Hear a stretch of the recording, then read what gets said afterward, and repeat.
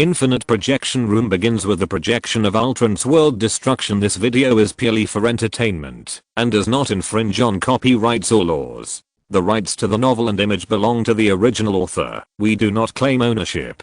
Don't like waiting and want to listen to this fanfic in full now? Subscribe to our Patreon, where you'll find the best fanfics. Chapter 176, Sinking River. Seeing the extremely brutal and fatal blow in the video, most of the audience subconsciously tightened their legs. Although it was not them who were hit, it looked painful. Strange. Loki, did you cut her hair? 1. It looks like it. Wonder, he deserves to be beaten. If it were me, one blow would definitely not be enough. Loki in the Asgard prison saw this scene and also cried. After he was beaten up for being a slut, he went to take a beautiful bath. Then drank a glass of wine, and then he forgot about it. Now recalling it, his crotch hurts again. The video continues. After the fatal blow, Sif punched Loki in the face again, and after knocking Loki to the ground, Sif turned her head and left. Loki knelt on the ground, and twitched for a long time. Even a god could not ignore this kind of pain. Unless he has nothing down there.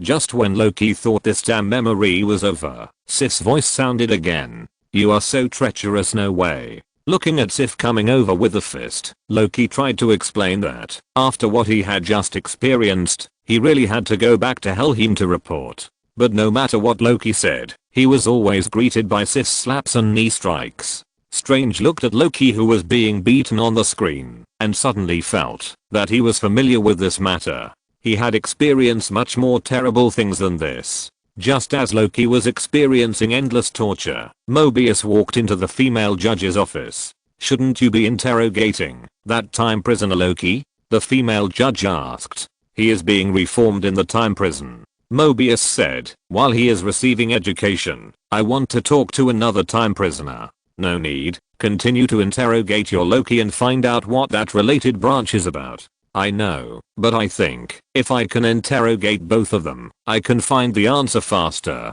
You said that we each have our own roles, and my role. No need, she is too dangerous. The female judge still flatly rejected Mobius' request. Too dangerous? Mobius said helplessly, no way, Ravna, that's what I do. Anyway, no one should even think about talking to that time prisoner. Seeing Ravna's resolute attitude, Mobius could only turn around and leave, but when he left, Mobius still said, I think if there is a mastermind behind the scenes, it is unlikely to be Loki. Very good, then it shouldn't be difficult to get him to tell the truth. Find out what's going on with that branch, and deal with Loki. The Time Guardians are watching. Mobius. They're watching.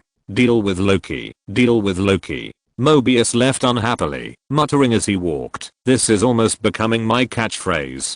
There's something wrong with that female judge, Ravna. Bruce Wayne said, it's definitely not as simple as rejecting Mobius' request, because Sylvie is too dangerous. How could Bruce Wayne not see such an obvious flaw? I have never heard of such a reason as not to interrogate the prisoner, because he is too dangerous. Besides, even if Sylvie is so dangerous that she can kill Mobius the moment she sees him, the Time Management Bureau can even build a time loop prison, so can't they build a similar interrogation room? If that doesn't work, you always have a holographic projection, right? Can't you just use the holographic projection to ask directly? Not only Bruce Wayne, but everyone presents or it. She is deliberately preventing Sylvie from meeting Mobius, which also indirectly confirms one thing, that is, what Loki said is true. This Time Management Bureau is really full of doubts. The video continues. Mobius, who was frustrated by Judge Ravna, came to the outside of Sylvie's cell. Is she in there? Mobius asked. They won't let her off easily, right? Aren't you interrogating that time prisoner? The guard captain joked. I'm out for some exercise. Mobius complained directly to the captain of the guard. We have captured the Kree, Titans, and vampires. Why are two demigods without parents so difficult to deal with? This bastard. Loki was immediately angry when he heard what Mobius said.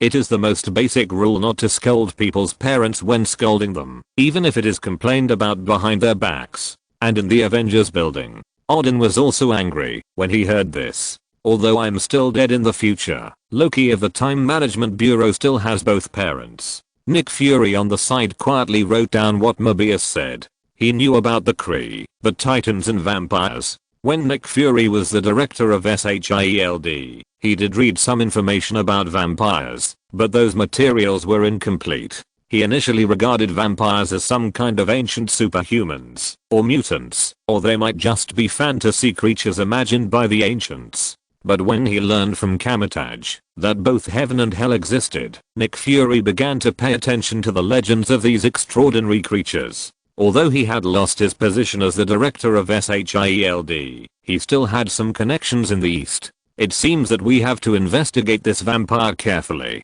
The video continues. Wasn't it your idea to bring the other one? It's not just my idea. Mobius turned and left, but was stopped by the chief guard. Mobius, when you were there, did Loki say anything? Yes, he said that the Time Administration was deceiving me. Mobius said nonchalantly, this guy actually used such a low-level alienation tactic, which is too bad. Why do you ask this? Mobius finished speaking and asked back, this is my duty. The chief guard didn't say much and left silently. Mobius nodded and left thoughtfully, and in the time prison, after experiencing countless times, Loki finally collapsed. Sif, don't come, I beg you, I'm a bad person, I know, I'm really a bad person. I cut your hair, because I thought it was fun, but it's not fun at all. I just want to get other people's attention, because I'm a narcissist. Looking at the repentant Loki, Sif did not directly launch an attack.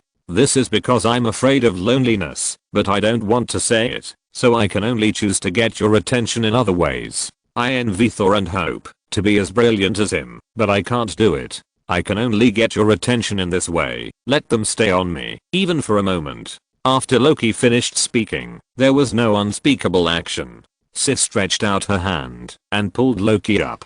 You are alone. Forever. After saying this heartbreaking words, Sif left 174 was blocked. Chapter 177. Insecure Loki. Mobius strode in and asked, okay, Loki, can we talk? The two came to the previous meeting room. Bruce Wayne, this Mobius's methods are still not the same. Last time, Mobius used the same method to deal with Loki, using the darkness and misfortune of the future to defeat Loki's mental defenses. This time, it's the same routine. Loki, humph, this Mobius is just using this old trick. Strange, but you have to admit that the trick is old-fashioned, but it is indeed very practical. Strange, I'm minored in psychology, and this method has also been widely studied and documented in psychology. Bruce Wayne, the same method is sometimes used during interrogation. Peter Parker, Mr. Loki, do you think you can still turn the tables in this situation? Loki, yes, of course, why not? Loki, boy, I'm very optimistic about you. You are the only one who knows how to respect the true God. Loki, watch carefully and see what the wisdom of God is. Wanda, you are pretending again. Strange, no. Strange, Loki can really turn the tables this time. If that sentence is used well, I'm afraid that the Time Management Bureau will collapse. And if it is Loki, with his IQ, at least he will not suffer in this battle of wits. Loki, that's right. Also, remember, Loki, am the god of trickery. Although that low-level Loki is low-level, as the isotope of this god, it is impossible for him not to notice such important information. He has already affected the mind of Mobius. Bruce Wayne, that's right. This is the biggest secret of the entire Time Management Bureau. When everyone in the Time Management Bureau learned the truth, the internal turmoil in the Time Management Bureau was the least of it. Ultraman Hickory, just now. I understand. This Time Management Bureau is indeed a huge scam. Wolverine, I hate listening to smart people talk. It makes me look like a fool. What kind of riddle are they playing? Strange, it's a very obvious sentence. Didn't you hear it? Wolverine, it seems to beat him up. Wanda, +1 Peter Parker, +1 Magneto, +1 Image continues. Loki and Mobius sat in their previous seats again. Seemingly having recovered a lot from the beating he had received before, Loki sat down, as if nothing had happened and said, fancy techniques and threatening interrogation tactics. Have I seen this before? Have I? I guess not. It feels like it's happening again. A lot has happened since the last time. Mobius got straight to the point and asked, "You said the Time Administration Bureau was deceiving me, go on." Here we go. That Mobius couldn't help asking. In fact, when he went to find Ravna and wanted to see Sylvie, he should have realized it. If he was just suspicious at the beginning, then the attitude of female Judge Ravna increased his suspicion. Tony Stark went on, as the man with the highest status and the longest experience in the Time Administration Bureau, Mobius is also an old man with great military exploits, but he can't even meet a time prisoner. In order to reject Mobius, that Ravna even brought out the Guardian of Time. This is simply self-destruction. It's a stupid act that has problems written on her face. She almost told Mobius that she didn't want Mobius to see Sylvie. And the very beginning of the change started when the Time Guard was attacked by Sylvie and awakened memories from hundreds of years ago. Not only that, Strange took over Tony Stark's words and continued, and the captain of the guard, she also found something wrong. When Sylvie said that she used memories to create illusions, I could still analyze and make sense of it. Strange continued, although they were created, they also have holidays. Mobius said before that for memories from hundreds of years ago, I can only understand that the Time Management Bureau has only had holidays every few hundred years. That memory on the beach is barely reasonable, but now, combined with Ravna's words and actions, there are too many doubts. And before, in the last live broadcast, Mobius once said that he had never seen the Time Guardian once. We could understand that the Time Guardians were all true gods and would not show up easily. This was a reasonable explanation, but now it seems that the Time Guardians do not exist at all, and it is more likely that it is a scam. Strange finished his speculation with excitement. He found that this kind of reasoning game was very interesting. With your gift of photographic memory, if you become a detective, you may become another Sherlock Holmes. Really? Strange joked. Maybe I have an isotope of Sherlock Holmes. Really? Tony Stark also said, an all-round genius like me, even if I become a detective, I will definitely not be inferior to Sherlock Holmes. Wanda, don't be narcissistic, having a Sherlock Holmes is enough. The video continues. You said the Time Management Bureau was lying to me. Is that true, or is that just the survival instinct of the cockroach? Loki looked at Mobius, clasped his arms together and said, let me get out of this damn place. Don't hit me again, and I'll tell you. It's a cockroach. Mobius opened the notebook and began to interrogate Loki. How long have you been working for that time prisoner? Me. Work for her? Please. Looking at Loki's disgusted expression, Mobius asked while the iron was hot, if you don't work for her, then what are you? Partners? Of course not. Loki shook his head and said, she's hard to serve and a headache. And she keeps hitting me. Mobius wrote down these words and drew a thick line under the sentence, she keeps hitting me. Surely not a partner? No. I also think you shouldn't have a partner. Mobius added, of course, unless it benefits you. Then you plan to betray them. This is a means to an end. Mobius, welcome to the real world. Loki continued, in reality, we will do whatever it takes to achieve our goals. Do I need a prince to tell me what the real world is like? Now, tell me right now what the Lamandis related incident is about. Right now. I'll tell you again. That's what I won't tell you. Otherwise you'll abandon me immediately and cut me out. You're so insecure. We were really talking to death today. Okay, that's it. I'll miss the time we bickered. Me too. Mobius took out the time controller and said, you're still too young. Say hello to Lady Sif for me. Chapter 178. You are all time offenders. After hearing this, Loki's face suddenly changed. What? Wait a minute. Don't. We can talk it over please. Okay, wait a minute. The experience before coming out has caused a great psychological shadow on Loki. Of course I'm in charge of all this. Loki began to talk nonsense without changing his expression. A long time ago, she came to Asgard to find me. Then she took me to one of the doomsdays. There, we planned everything. What is the plan? Mobius asked. The plan went smoothly. Everything is part of the plan. Mobius looked at Loki and asked, what about the other time offender? It doesn't matter. She's just a pawn. Loki said nonchalantly with a look of I'm the best on his face. I'll abandon her when everything is over. Then you save yourself the trouble. You don't have to do it. Mobius stared at Loki and said, "She has been cut off. Suppose I really let you go." Wait. Loki's face was not right. He leaned forward, not noticing the wrongness of his expression. "What did you say? Suppose I really let you go?" Loki asked in disbelief. "That time prisoner, is she dead?" "Yes, she killed 2 of our people. She was supposed to be imprisoned in the time prison, but she escaped and was forcibly cut off by the pursuer B-15 on the way." Mobius lowered his head to read the documents, but his eyes were still on Loki's face, and he said casually, "I think you should write a thank you letter to B-15, because it seems that you are a more advanced Loki. I actually bet on her, but horse racing is like this, always full of surprises." Finally got rid of her. Loki tried hard to pretend to be in the Soviet-German non-aggression treaty, but his heart was broken. Loki, who had been experiencing various tortures in an infinite loop, was close to collapse at this moment. Looking at Loki, Mobius laughed, and laughed unscrupulously. Loki's expression at this moment was filled with sadness and confusion, which soon turned into regret. He had been fooled. What's so funny? Loki tried hard to maintain this lie that had already been seen through. "No way." Mobius laughed and said, "Look at your eyes. You like her." "What? You like her? Then what about her? Does she like you? Was she cut out?" "No wonder you have no idea about the related events of the Lamandis satellite name incident. You can only talk nonsense to me here because you don't know what you did at all. That's the end of the world, man. That's what you said. Under the cover of the end of the world, all time branches will be destroyed because there is nothing left. Do you know how we found you? The most terrifying time branch in history has occurred in the sacred timeline.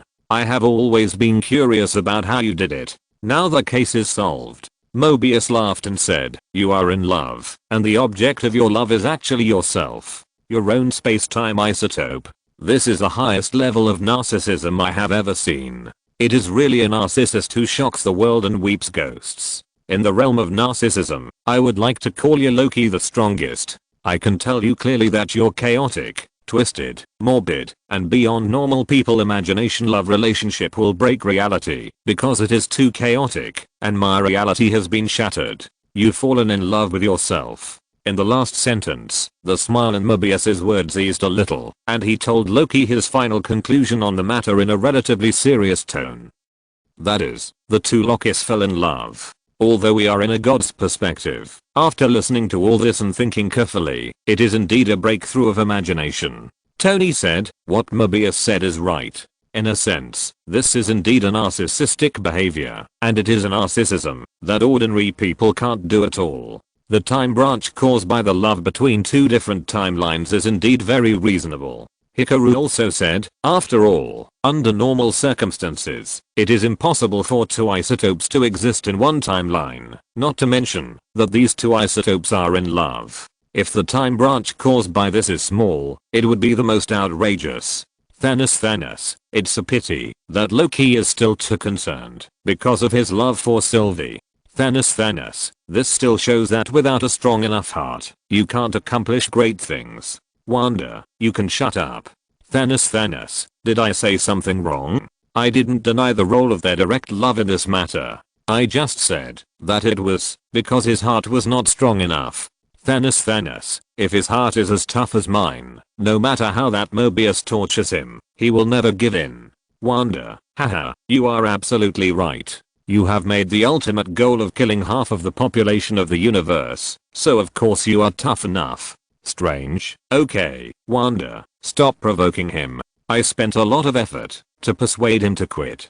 Thanos, I found out, Doctor Strange, I'm not so bad that I will get angry after a little girl said a few words. The video continues. Her name is Sylvie. It's a nice name. How do you spell it? Does it end with I or I? Is she still alive? Loki asked this question again. Mobius raised his head and looked at Loki seriously for a while. He knew that if he didn't tell the truth, someone would get angry. Interrogation is a sophisticated technique, and it is necessary to be relaxed in moderation. Too loose will not work, and too tight will easily drive the interrogated person crazy. So Mobius told Loki, for now. Hearing Mobius' words, Loki finally breathed a sigh of relief. It's good that he's not dead. There is still hope. Then, Mobius continued to ask, infiltrating the time administration, has that been your plan all along? Our interests are the same. Aha, really? Overthrow the Time Guardians? Maybe they should be overthrown. I think I should slap you. Mobius, listen. Loki couldn't help but said, if what Sylvie said is true, this place is affecting all of us. Here we go. Mobius interrupted Loki and said, you've lied almost 50 times in the past 10 minutes. I'm not lying. I think you're lying now. And the purpose of your lies is to make me let your girlfriend go. She's not my girlfriend. I don't care what you want to call her, it's up to you. You can call that female isotope you fell in love with at first sight whatever you want. I don't care.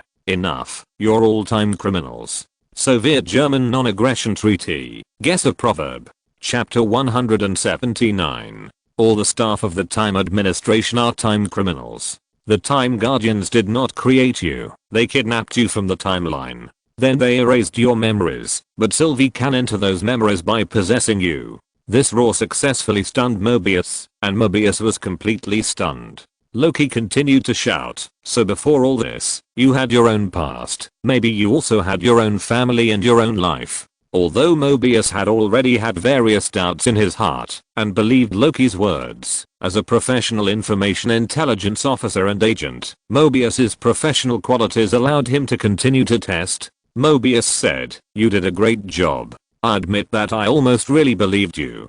Seeing this, Loki leaned back helplessly and completely gave up the idea of persuading Mobius. To be honest, you two are a perfect match. Wherever you two go, there is either death or destruction. You two are like a humanoid self-propelled doomsday. Mobius panicked. Bruce Wayne looked at Mobius, whose expression remained unchanged, and said, in his heart, he has believed Loki's words by 3 points, but because of his identity and the fact that Loki himself is a big liar, he is still very vigilant. After all, this is not a trivial matter. Loki, mortal, this is me, the power of the god of trickery. Loki, that Mobius has begun to doubt the Time Administration Bureau itself. This is a sign of the collapse of the entire Time Administration Bureau. Loki, just watch. The Time Administration Bureau will collapse internally, and the day when I, the god of trickery Loki, will rule the Time Administration Bureau is just around the corner. Image continues. Mobius took out the time controller from his pocket, pressed the button, opened a red light door, and 2 time guards walked out of it. Okay, I've decided to close this case now. Mobius packed up the things on the table and said, if you let me quote you, it means that our interests are no longer consistent, so there is nothing to talk about. You can go and have a good chat with Miss Sif. Say hello to her for me. This time, Loki calmed down instead. Seeing that he was about to be thrown into that infinite loop of hell, Loki did not panic. Perhaps he knew that resistance was useless. He looked straight at Mobius and said, do you know? There are countless liars in this broken place, and you are the best among them. Oh. Why? Mobius packed up his things without raising his head and replied, is it because I lied to you that your girlfriend was cut? No. Loki said, your lie is very high level, and you observe very carefully. And she is not my girlfriend.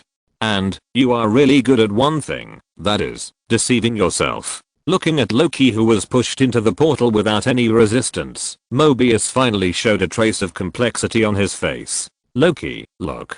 His face changed. Loki, the seed that my inferior isotope planted in the heart of Mobius has begun to sprout. Soon, it will grow into a towering tree. Then, he will be the detonator I use to detonate the entire Time Administration Bureau. The video continues outside Sylvie's cell. The guard chief finally couldn't help it. She turned on the cutting device and walked into Sylvie's cell. She wanted Sylvie to help her confirm something. Hello. The guard chief held the cutting device and looked at Sylvie with great vigilance. I don't know your name yet. Sylvie said, your name is a number. I can't see it clearly here. At this moment, the guard chief made a move that absolutely violated the regulations of the Time Administration Bureau. She actually opened a portal in front of Sylvie and asked Sylvie to go with her. Sylvie was stunned, but she still followed. As long as she could leave the Time Administration Bureau, she would have the confidence to fight back. On the other side, the female judge's office. The female judge signed the file and then asked casually, Mobius, if you were asked to choose a vacation spot, where would you choose? You know, I can go to any time and any place. After Mobius finished speaking, he asked, why don't you let me interrogate Sylvie? Sylvie? That time prisoner. Loki called her that. Why don't you let me interrogate her? The female judge just explained that she couldn't take the risk of letting Sylvie escape. At this moment, she didn't know that Sylvie had already left the time administration. She can't run away. But the other time offender ran away, didn't she? Then the female judge pressed on. Tell me, if you go on vacation, anywhere and at any time on the timeline, where would you like to go? I don't want to go there either. I just want to stay here and work with you. The female judge didn't say much. She gulped down her wine and then said, I got orders from the Time Guardians. They require that 2 time offenders be cut in front of them and you must be present. Finally, I've been waiting for this moment. That's great. Mobius nodded. He had met the Time Guardians for a very long time. Finally having the chance to meet them made Mobius very excited. Then Mobius suddenly asked, when did you notice that something was wrong with C20? What? C20, she went crazy later and couldn't even speak a complete sentence. The reason I didn't let you contact that extremely dangerous time offender was just to protect you. Okay. You've spent too much time on Loki and you've become a little bit neurotic. While the female judge and Mobius were discussing, the captain of the guards had already brought Sylvie to a street. It was raining heavily on the street and the two of them just stood in the rain. Well, if you plan to have a fair duel with me, I respect you. The captain of the guard questioned Sylvie. When you invaded my brain, I saw some things. What did you do to me? I just let you see your life before you came to the Time Management Bureau. No, that's not true. You are lying to me. No, that's true. I was created by the Time Guardian.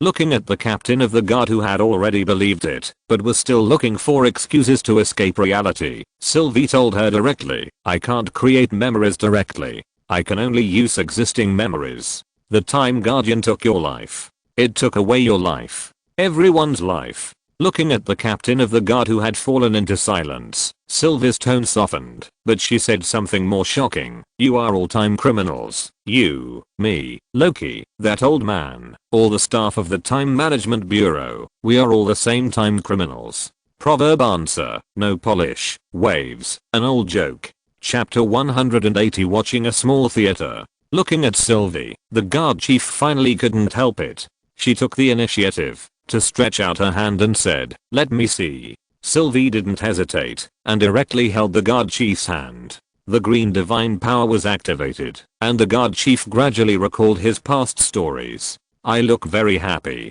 The guard chief cried and tears and rain mixed together and flowed down her face. Sylvie nodded. She was not Loki and she didn't have such a bad personality. What should we do now? There was a hint of crying in the guard chief's voice, and he was at a loss, like a child. In the Time Management Bureau on the other side, Mobius and the female judge Ravna's chat also came to an end. Suddenly, he pointed to a knife on the table and asked, what are you going to do with this? This is my trophy. I'm going to put it on the bookshelf. While the female judge put down the knife, Mobius quietly swapped the time controllers of the two. Looking at Mobius's little action, Loki finally breathed a sigh of relief. Although he was very sure before, it was not until he saw Mobius swap the time controller that Loki was sure that he had convinced the man. In the screening room, Peter asked. The female judge kept asking Mobius where he wanted to go on vacation. Was this a test?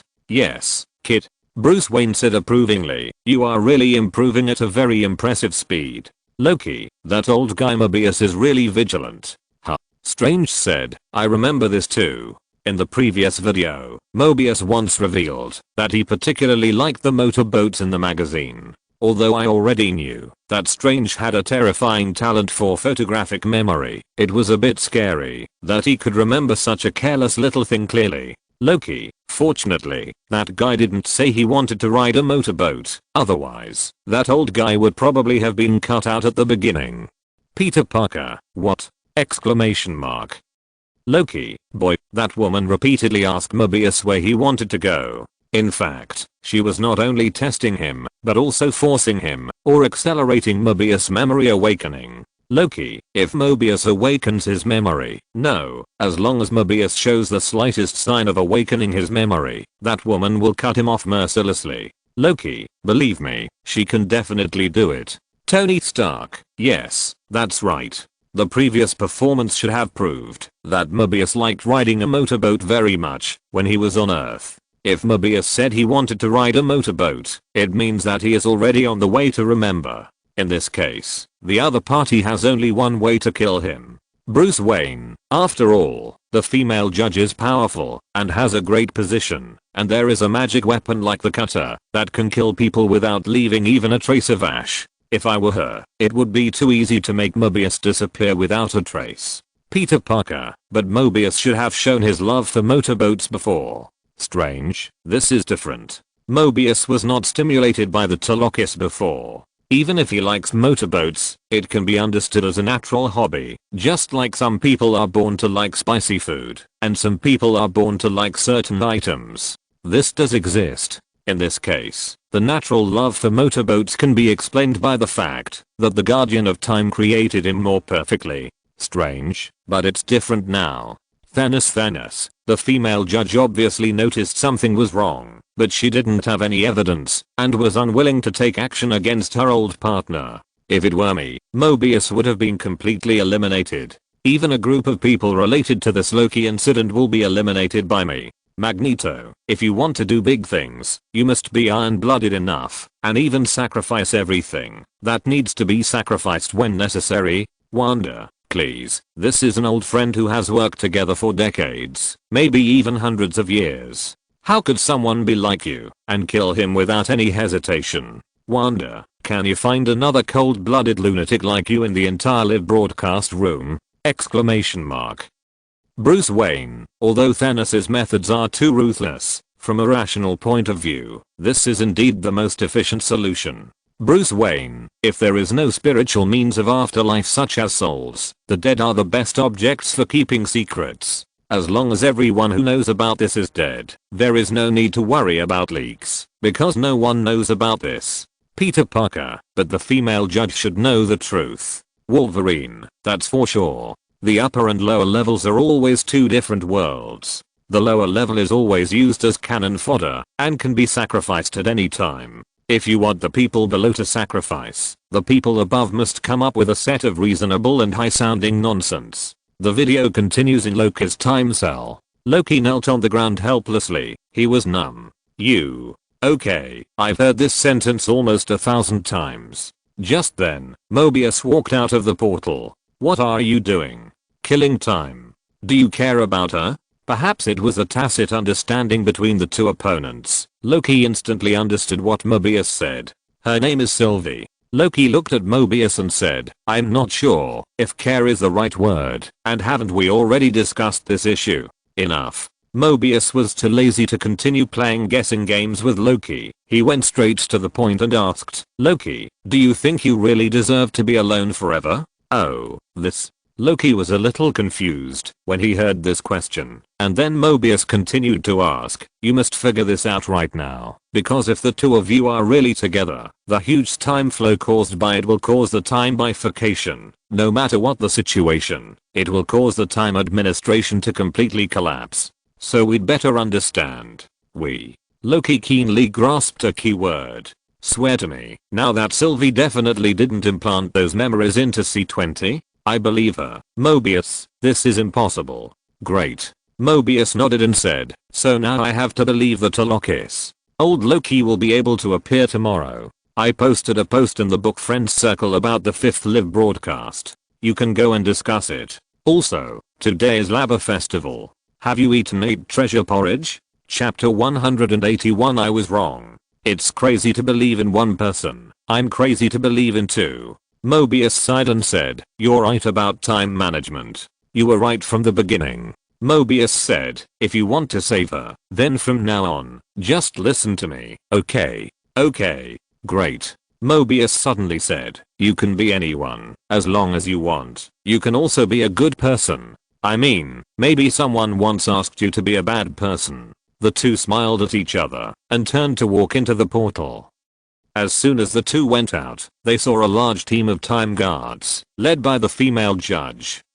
"I think you took my things." Looking at the female judge with a frosty face, Mobius took out the time controller and said, "Yes, I ran all the way here only to find out that I took the wrong one." Handing over the time controller, Mobius forced a smile and asked, "What's wrong? Is there a problem, Ravna?" The female judge didn't say anything, just turned her head and looked at Loki. Seeing this, Mobius knew that he didn't need to act anymore. There was no need to act anymore. Mobius suddenly raised his head and said, "You know where I want to go if I choose?" Mobius said loudly, "I want to go to where I really come from. Yes, where I lived before the time administration. Maybe I will have a motorboat. That's what I want to do. Yes, ride a motorboat everywhere." Cut him out. As the female judge gave the cold and ruthless order, a time guard stabbed with a cutter, and Mobius was cut out immediately. This woman is really cruel. Mobius has worked with her for many years, but she cut him out directly.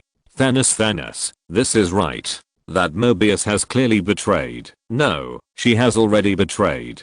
In this case, if we don't kill Mobius, how can we keep her? Magneto. But that Mobius died just like that. Now Loki has just been released and has been locked up again. Wanda, I think it is more likely that he will be directly cut off. Thanos, that's right. Loki, it doesn't matter that low-level Loki will not die. Loki, at least he will not die before he meets the Guardians of Time.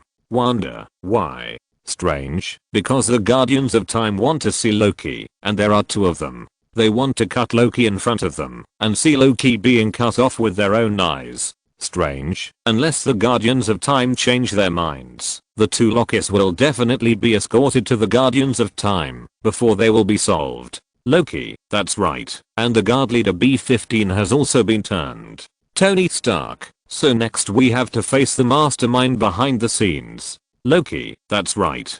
Peter Parker, aren't you worried about your two isotopes? Loki, of course not. Anyway, they are just two low-level Lokis, and they will die if they die. Tony Stark, you really fit your attributes. Your internal organs are all cold. Loki, shut up. Shut up, mortal. Ultraman Hickory, Mr. Loki, your background is not the problem. The key is what you do. Ultraman Ace, Buddha said that all beings are equal. The equality here refers to the equality of personality. A person's origin does lead to a different life, but a person's origin can never determine everything about you. Ultraman Ace, Loki, even if your origin is revealed, are you really sure that no one loves you? Your father, your mother, your brother Thor, do they really not love you at all? Ultraman Ace, do they love you, or your identity? Ultraman Ace, don't you love them? Asgard Dungeon. Seeing Ace's three fatal questions, Loki fell into silence. The video continues. Looking at Mobius being cut, Loki's face was full of sadness, and the female judge also turned her head and closed her eyes, unable to bear to see this scene, trying hard not to let tears flow out. Loki and Mobius formed a strange friendship in the battle of wits and courage, and Ravna was a comrade in arms who had worked with Mobius for countless years. Immediately afterwards, Ravna took Loki to find Sylvie, and when she saw Sylvie soaked in water, she instantly understood something. Another traitor, who was with her just now. Sorry, sir. B-15 insisted on coming in. Send the alarm and hunt down B-15. She has also been instigated by the time criminal. Immediately afterwards, the female judge took Sylvie and Loki into the golden elevator. In the elevator, Sylvie finally couldn't help questioning the female judge, questioning the woman who had abducted her from Asgard into her home. Do you still remember me? Of course. What exactly is the time branch fluctuation I caused? Sylvie asked with gritted teeth. Why did you bring me here back then? Is it important? Sylvie roared in a low voice. You took away my life. You caused everything now. Of course it's important. The female judge pretended to be reminiscing, and then deliberately said, I don't remember. The golden elevator came to the bottom floor, and the Lokis were escorted to a stone room emitting cold air. On the high platform here, there were two weird-looking lizardmen with scales on their faces. These three guys, whose appearance is not even as good as that of the Kyrilloid people, are the Time Guardians who claim to be able to integrate the timeline of the multiverse. Benevolent Time Guardian, as I promised, I brought the time prisoner. Is this the Time Guardian? Tony frowned and looked at the 3 lizardmen sitting on the high platform. No matter how he looked at these 3 guys, they couldn't be associated with the Time Guardians.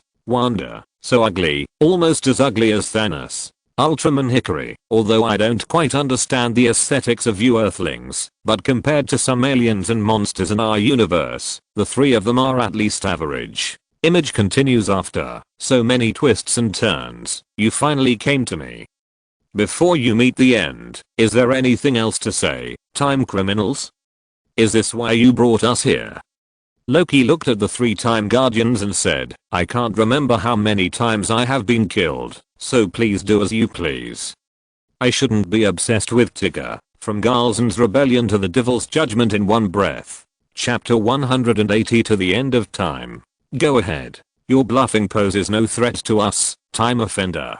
The yellow-clothed Time Guardian said. No, I don't think you think so. Sylvie said as she walked forward. I think before she finished her words, she had returned to her original position. It's the time controller. The time controller in the female judge's hand. Sylvie turned back and glared at the female judge fiercely and then said, I think you are afraid of us. Enough. A Time Guardian gave the order directly. We have heard enough.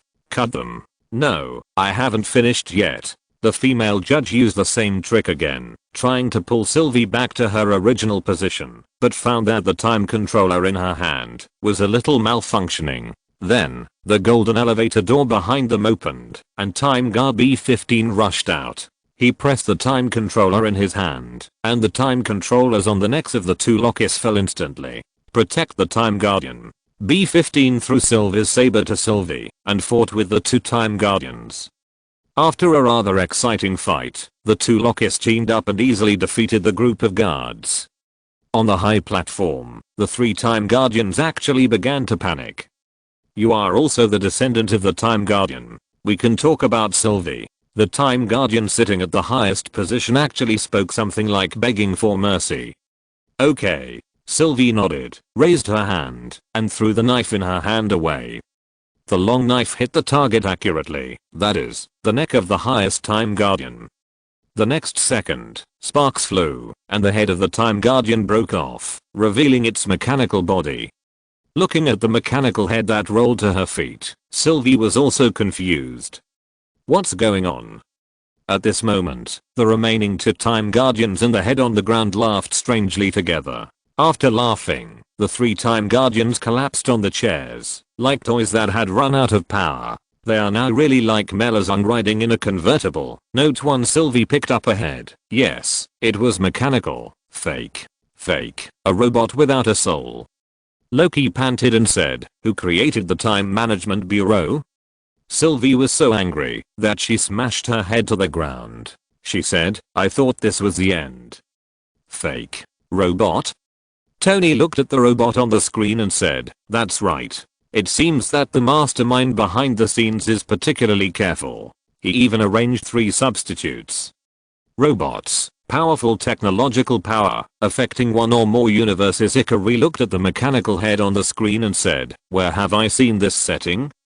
After being reminded by Hickory, Bruce instantly remembered the terrifying figure that made him most vigilant about electronic technology and artificial intelligence. Infinite Ultron. And the creator of Infinite Ultron is in the same multiverse as Loki. Tony looked at Bruce Wayne and suddenly realized something. Damn, the mastermind behind this Time Management Bureau could not be a variation of himself. The video continues. Loki sighed helplessly, suddenly turned around, and called out his name to Sylvie.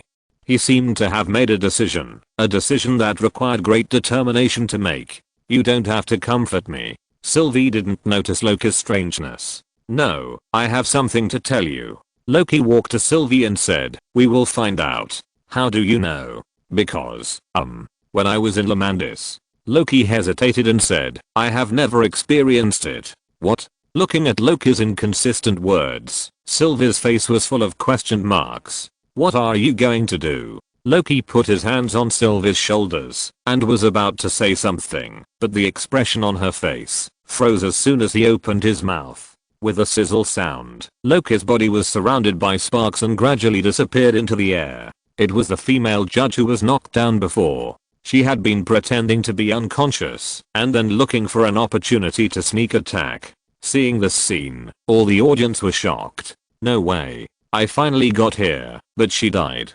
Wonder, at least she finished her confession. That woman is such a jerk. Speaking of which, you don't have many things to focus on, but it's a pity. Thanos, with a powerful enemy at hand, he was still tempted by women. It's hard to achieve great things. The video continues. Sylvie had already expected something. Although Loki was a little hasty and Sylvie was not prepared, Loki was already a very important comrade in Sylvie's heart. Seeing her friend being sneak attacked and killed by the female judge, Sylvie instantly subdued her. Do it. The female judge knew that she would definitely not survive. No, I want you to tell me everything. In an archive room, Sylvie listened to the female judge telling the story of the time administration. Suddenly, Sylvie said, "Tell me what the end of time is like." "That's just the void," the female judge explained, but it seemed a bit far-fetched, no matter how you looked at it. What if the void is not the end? Then what's outside the void? Sylvie seemed to have discovered something and asked, "Those deleted timelines, are they destroyed? Or, when we delete a reality branch, that is, reset the timeline, it is impossible to destroy everything, so we will move this branch to a certain place on the timeline, to stop it from growing." In other words, the branch of the timeline has not been reset. It has just been moved away. That's right. Moved to the end of the timeline? That's right. How can I go there? It's impossible at this time. The time controller can't go anywhere. Seeing that Sylvie was about to kill someone to vent her anger, Miss Time, the artificial intelligence of the time administration, hurriedly said that she could use the void spaceship to go there. But all this is just a delaying tactic. There is no such thing as a void ship. Note 1. So funny. This is a classic joke from the Hell Joke Bar. If you don't understand, please don't criticize me. If you're listening to this novel on a channel other than Fanfic World, it means they downloaded and uploaded it without effort. We cordially invite you to visit our channel, Mundo Fanfic Novelos. There you'll find the original version of this story and you can explore many other novels of various genres. We're waiting for you to immerse yourself in a world of incredible novels. Chapter 183. Loki, Loki, Loki, or Loki. In another place, Loki slowly opened his eyes. Is this Helheim, the underworld in Norse mythology? Am I dead? Loki muttered to himself. Not yet. A voice sounded, and Loki looked in the direction of the voice and was stunned. But if you don't follow us now, you'll be dead. 3 people dressed at least 3 times like him appeared in front of Loki. A child, an old man, and a black man. The child was holding an alligator in his hand. Loki's spiritual sense told him that the people in front of him were all Loki. The old man dressed like a circus performer pulled Loki up and ran with him. Listen, this is a void, and that thing is Elrius. Now follow me immediately if you don't plan to become Elrius lunch. Loki looked in the direction the old man pointed and was stunned. I saw a purple black fog that covered the sky and the earth, sweeping him from afar at an astonishing speed like a tidal wave. And in this fog, there was a terrifying roar, as if a giant beast was roaring inside. Loki instinctively followed the 3 people to escape from here, and in the fog, a beast's head emerged. Its size and abyssal giant mouth were still flashing scarlet light, and in the fog behind it, there were countless purple electric lights jumping constantly. What kind of monster is this? Elias, that's the name the old man said at that time. Why do these 3 people look more and more familiar to me? Are these all Loki? Looking at the 3 people on the screen, who were dressed like Loki, although they were surprised, they were not very surprised. It has been said in the previous live broadcast that Loki has many time offenders, such as the Frost Giant, the Hulk, the Comedian, the President, the Joker, and so on. Among all the time offenders, Loki has the most. Peter pointed at the crocodile held by the child on the screen and said, the decoration on the crocodile's head is similar to that worn by the elderly and children. Wolverine, does that mean that this crocodile is also Loki? Wanda, look. The crown on the crocodile's head is the same as the one worn by Loki. It is also Loki. Strange, we joked before that there might be animal versions of ourselves, but I didn't expect to see an animal version of Loki. Loki, what a joke. Loki, I recognize the elderly, children, and even women, but what is a short-mouthed crocodile? 1/6 of the introduction is recycled. Loki was so angry that he couldn't speak. What's the difference between this and a public execution? Wonder, but after Loki was cut, was he sent into the void? Tony Stark, yes, that's what the previous Ravna said. Strange, although he didn't die, I don't think that Elrius is a decoration. Ultraman Hickory, that monster should be a scavenger, used to clean up everything that was sent here. Bruce Wayne, a very appropriate metaphor. Wanda, it seems that someone survived and found many of his kind. Loki, I said, don't confuse me with those low-level, deformed, and even non-human Lokis. Loki, I'm the highest level Loki. The image continues. Loki followed the three people through a wasteland. Finally, he couldn't help but said, I suggest we take a break, because I have countless questions. Old Loki, who was dressed like a circus performer, replied politely, if you don't want to die, get out of here. Okay, but what's your plan? Don't die. Great, what else? Stay alive. This is not a plan. Loki said, this is just the most basic desire to survive. As Loki, I should always have a plan. The three people ignored him. Even the blue-feathered chicken passing by Loki ignored him and tried their best to escape. Can anyone explain to me what is going on? Loki couldn't hold it in any longer. He roared, I've been working very hard in the past few days, or maybe a few months, I don't know. Anyway, it was after the New York incident, and then I was cut off, and woke up here, surrounded by a group of time prisoners with the same identity as me, plus an alligator and a group of blue-feathered chickens. The sad thing is that I don't even feel strange. Now I don't know what I'm running away from, and I don't know where to go. Loki's angry expression is enough to become an emoticon. He roared, and now I need to find a way to get back to the Time Management Bureau. Just as Loki was roaring, the child Loki took out a golden dagger from his pocket and pointed it at Loki, successfully scaring Loki to the ground. Keep your voice down. You'll attract Elrius. You mean the monster in the sky? Young Loki put away his sword, then pulled Loki up and explained, this is the Time Management Bureau's garbage dump. All the cut things are here. Then, Elrius. Young Loki pointed to a dark cloud in the sky with purple-red lightning and said, make sure these things don't come back. It's a living storm that devours matter and energy. Black Loki also said, they throw all the branch realities here, and they are immediately devoured. We are like in a crocodile tank. Old Loki concluded, Arius is a crocodile. The crocodile on the ground roared in dissatisfaction, and old Loki hurriedly lowered his head to explain, there is no crocodile tank at all. This is just a metaphor. He's just like the rest of us, too sensitive. Wait. Loki suddenly realized something was wrong. This thing is also Loki? Yeah. Odin's beard. Loki took a deep breath and said, okay, now there is nothing unacceptable. But why are there so many Lokis? Because Loki always survives. This is Loki's strong point. Old Loki said with a smile, and we are all Loki. Great. Loki asked immediately, then how can we escape? We can't escape. Old Loki said ruthlessly, we were all arrested by the Time Administration, and then cut off, just like you. And we are also making all kinds of useless plans, just like you. We can use a time controller. An escape artifact. That's right. Black Loki added, this kind of good thing should be everywhere, right? Ha ha ha. Black Loki's words caused the other two Lokis to laugh. Well, what if we create a time branch? The Time Administration doesn't care what happens here.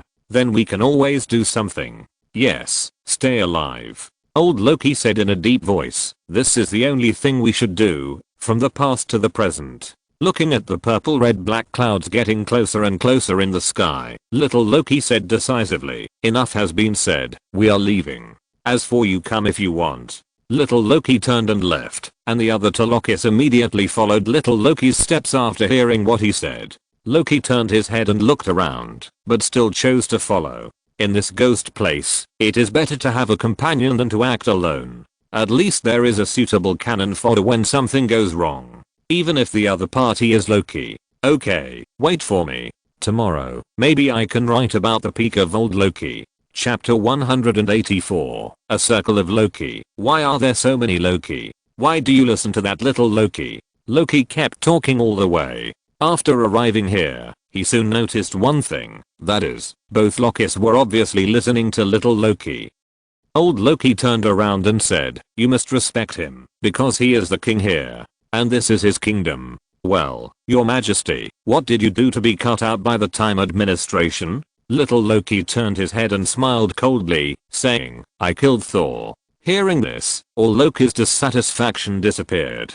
This is the strongest Loki. After hearing this, the people in the screening room couldn't help but twitch their eyelids. They all knew Thor and Loki well enough. It seemed that in any world they were a pair of good brothers who loved and killed each other. As a result, in the timeline of little Loki, the love was directly removed, and only killing each other was left. This is too fucked up.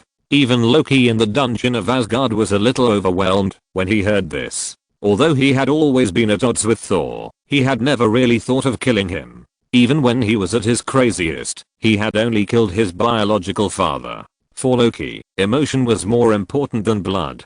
But this immature self actually killed Thor. Is he 100 years old? In the screening room, I suddenly thought of a sentence. Strange said, that is when Sylvie and Loki were on the satellite Lamandis, they talked about it in their conversation. The reason why Loki became Loki is because we are destined to fail.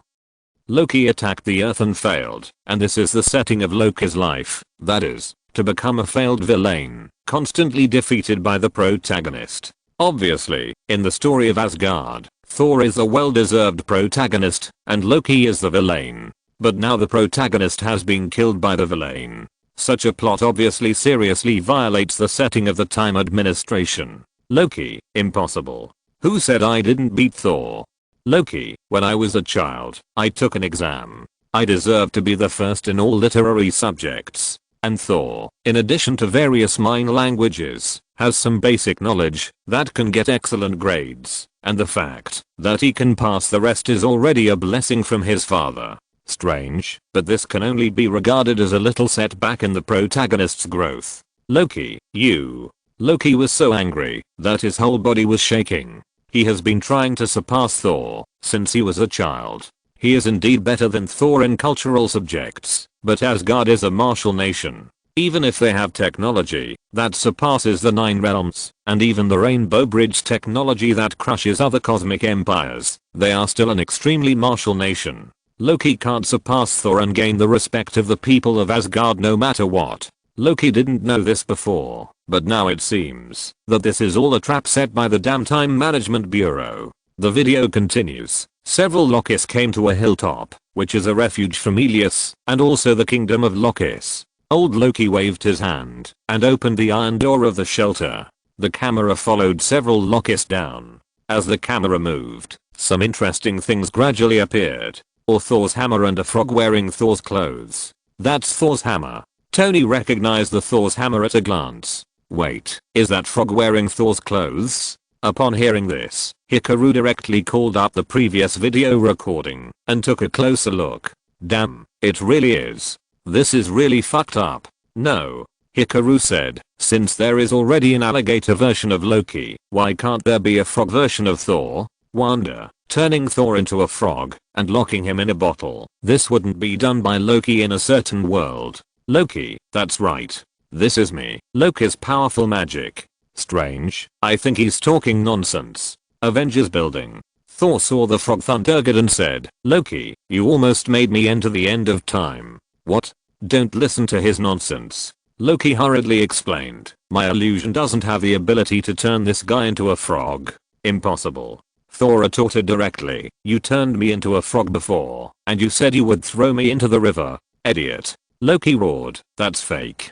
Illusion. Do you understand illusion? You just turned into the appearance of a frog. Your power has not changed at all. So it was an illusion. No. You actually lied to me for so many years. Supreme Sorcerer. Odin stared at the Thundergod frog on the screen for a moment, then asked, can you tell whether the frog was turned into that by magic, or was he a frog?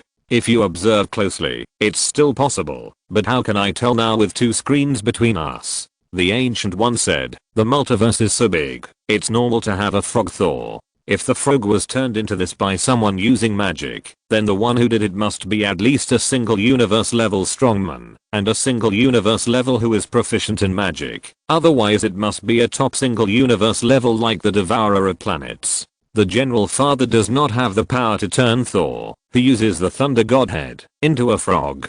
The Ancient One continued, cell distortion rays, gene infection agents, insect viruses, serpentine viruses, abyss alienation, photon baptism, thunder sound dragon pool. The multiverse is so big, there are countless technologies and magics that can completely distort and alienate the life form of a father. We can't speculate what Thor has experienced. The video continues. After entering here, old Loki had time to breathe a sigh of relief and asked, by the way, why are you so anxious to return to the Time Administration? Faced with old Loki's question, Loki was silent. You left your glorious mission there?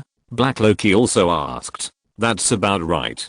Loki still couldn't explain why he fell in love with his own variant. Most people wouldn't dare to think about it.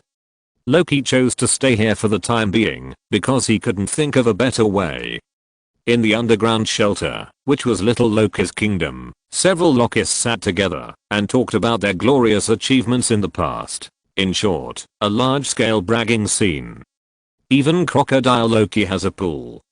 After I conquered Captain America and Iron Man, I got an unimaginable reward, that is, all 6 infinite gems. Black Loki was bragging about his achievements. Hearing Black Loki's bragging, Crocodile Loki roared softly. Old Loki, as the only person who understood the crocodile language, acted as Crocodile Loki's translator. It's saying that you are a liar. Black Loki was furious when he heard this, staring at Crocodile Loki and said, yes, at least I was not sent here for eating the neighbor's cat.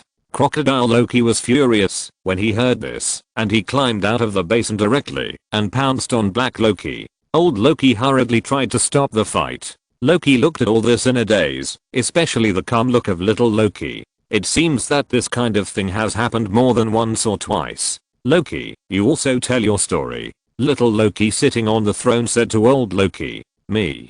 Old Loki threw Crocodile Loki back into the pool, sat on the sofa and said, no one wants to hear my story. Actually, I still want to hear it. Loki said. As the longest lived person among a group of Loki, old Loki must have experienced much more than others. Because he knew that his future was to be killed by Thanos after Ragnarok. So Loki wanted to know how old Loki lived to this age. Although Loki is a frost giant, he has the same settings as the royal family of Asgard. Longevity. Old Loki is so old, he must be at least thousands of years old. Loki said slowly, actually, I have been thinking that we should die, right? Thanos killed us all after Ragnarok. Hearing Thanos and Ragnarok, old Loki finally came to life.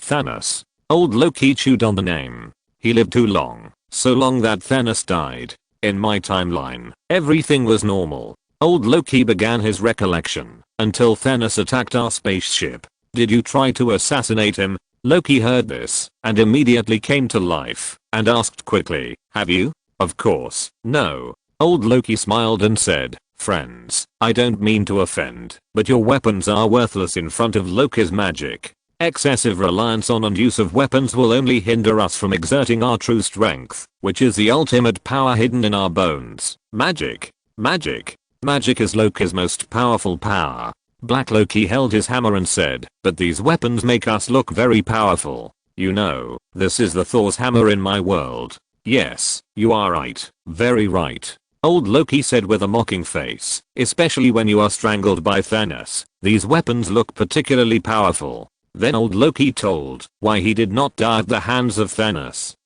I created a projection of myself that should have been very real, and even Thanos was deceived. Then I hid among a pile of corpses and pretended to be dead, so I escaped and saved my life. I'm still alive today. Hearing that old Loki actually used magic to avoid Thanos' slaughter, Loki's eyes became solemn. He knew his future very well, being killed by Thanos.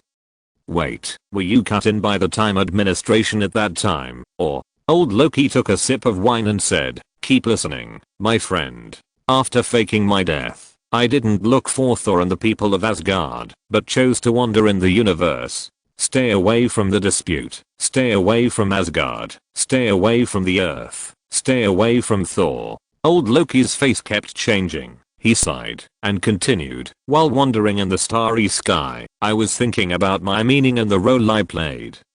Then I suddenly realized that no matter where I went, it would only bring endless pain. So I chose to exile myself, let myself disappear in the universe, and never appear in front of Thor again. I found a planet, a very remote planet, where I lived alone, and this went on for many years. Then how did those bastards find you?" Old Loki said lightly, "I was too lonely.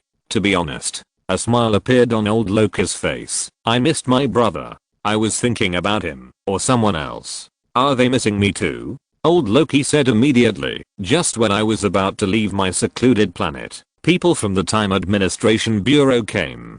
Old Loki's expression became a little helpless, because, my dear friend, there is destined to be only one role that our group of Loki can play. That is the exiled god. Speaking of this, old Loki raised the glass in his hand. "Cheers to the exiled god." "Cheers." The other two Lokis also raised their glasses. Seeing their appearance, Loki knew that he could not count on their help to return to the Time Administration. Their inner fire had been extinguished.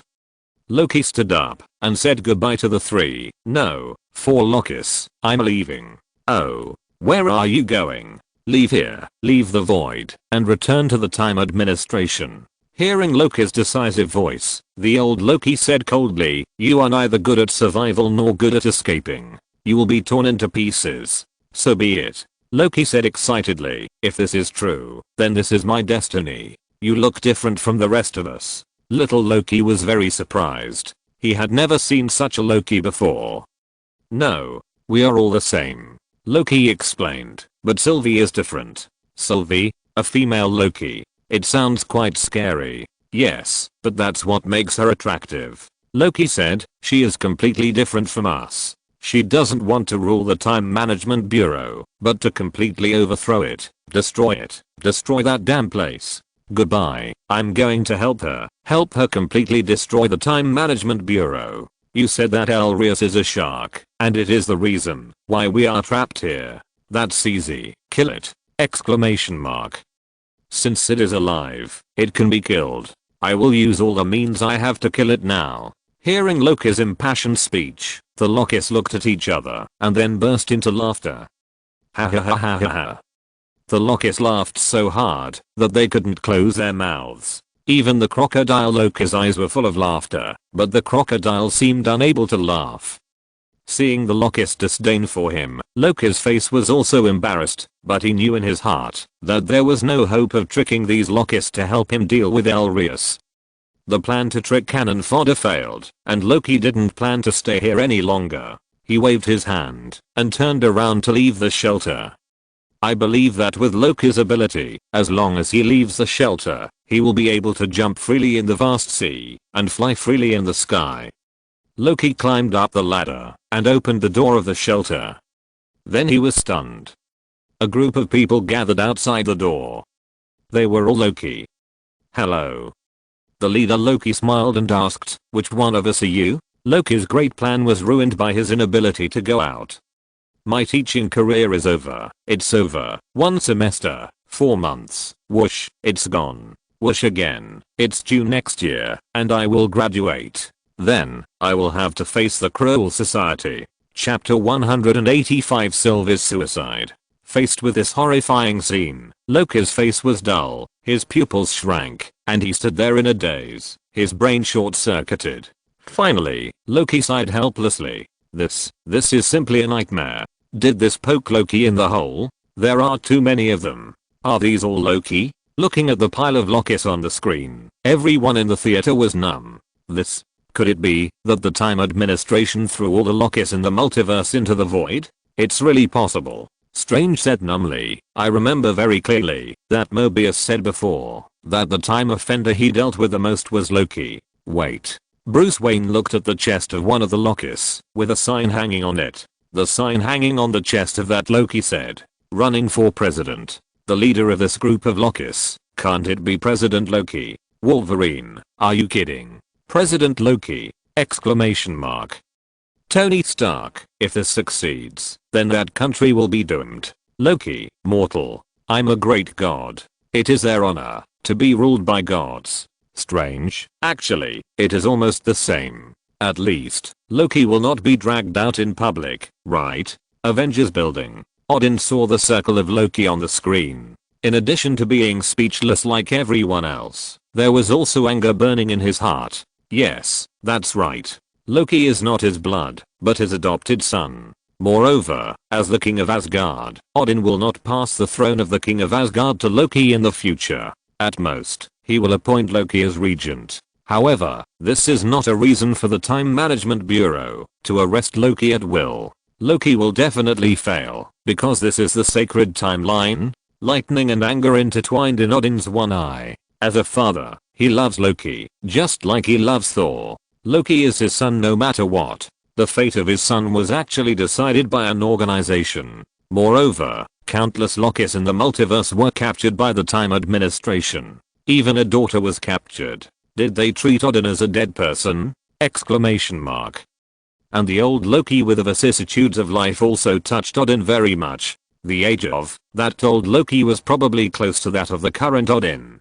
Odin looked at the old Loki who had entered his twilight years, but still remembered the brotherhood between him and Thor, and felt mixed emotions. If the old Loki did not go to see Thor, he would not be cut by the Time Administration to the void, but could continue to live on that safe planet. Odin knew that he really didn't have a few years to live, but he still wanted to solve some obstacles for his children, such as the big snake. Odin and Ancient One had discussed that their world should not be under the management of the Time Administration, otherwise those bastards would have rushed over long ago. Odin made a secret decision in his heart, and his old hand stroked a bracelet on his wrist. We will have a funeral for the Asgardians. Wait for me. Image continues this time. The camera returns to the Time Management Bureau. Before, Sylvie was deceived by the female judge. The so-called spaceship that can fly to the void and the end of time is just a cover. The purpose is to delay the arrival of reinforcement. Now a large number of time guards have rushed in. Seeing this, Sylvie directly snatched Ravna's time controller and hid behind the platform. Seeing that she has regained the upper hand, the female judge Ravna shouted proudly, "Sylvie, you lost. You are not planning to escape again. It's only a matter of time before we catch you." Seeing that Sylvie's resistance consciousness is particularly strong, the female judge reduces the losses and decides to start negotiations. "Sylvie, I think we can talk. No problem. You let the others retreat. We will solve it ourselves." How could the female judge dare to face Sylvie alone? Sylvie wants to solve herself in less than 3 moves. I agree. While the female judge said this, her hands directed the other time guards to quietly approach Sylvie. How about this? If you surrender, I won't cut you, but put you in a time loop, which can also make you suffer less. How about it? A time loop of good memories. How about it? You can buy it somewhere, to relive those good memories over and over again.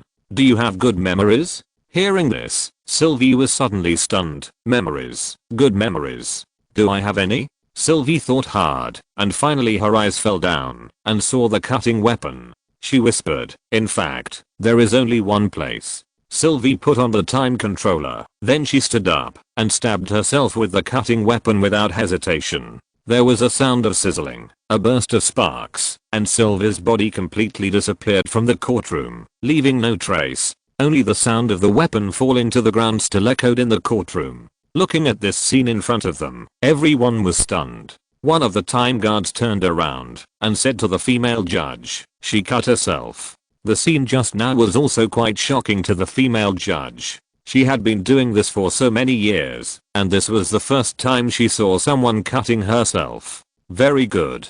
The female judge still tried to remain calm and said, "In this way, she is finished. The time criminal cut herself out of fear of crime. Case closed." Silence. Quiet. Everyone was stunned when they saw Sylvie cutting herself. This was something none of them could have imagined. Hikari looked at Sylvie who chose to cut herself and asked, "Is this the power of love?"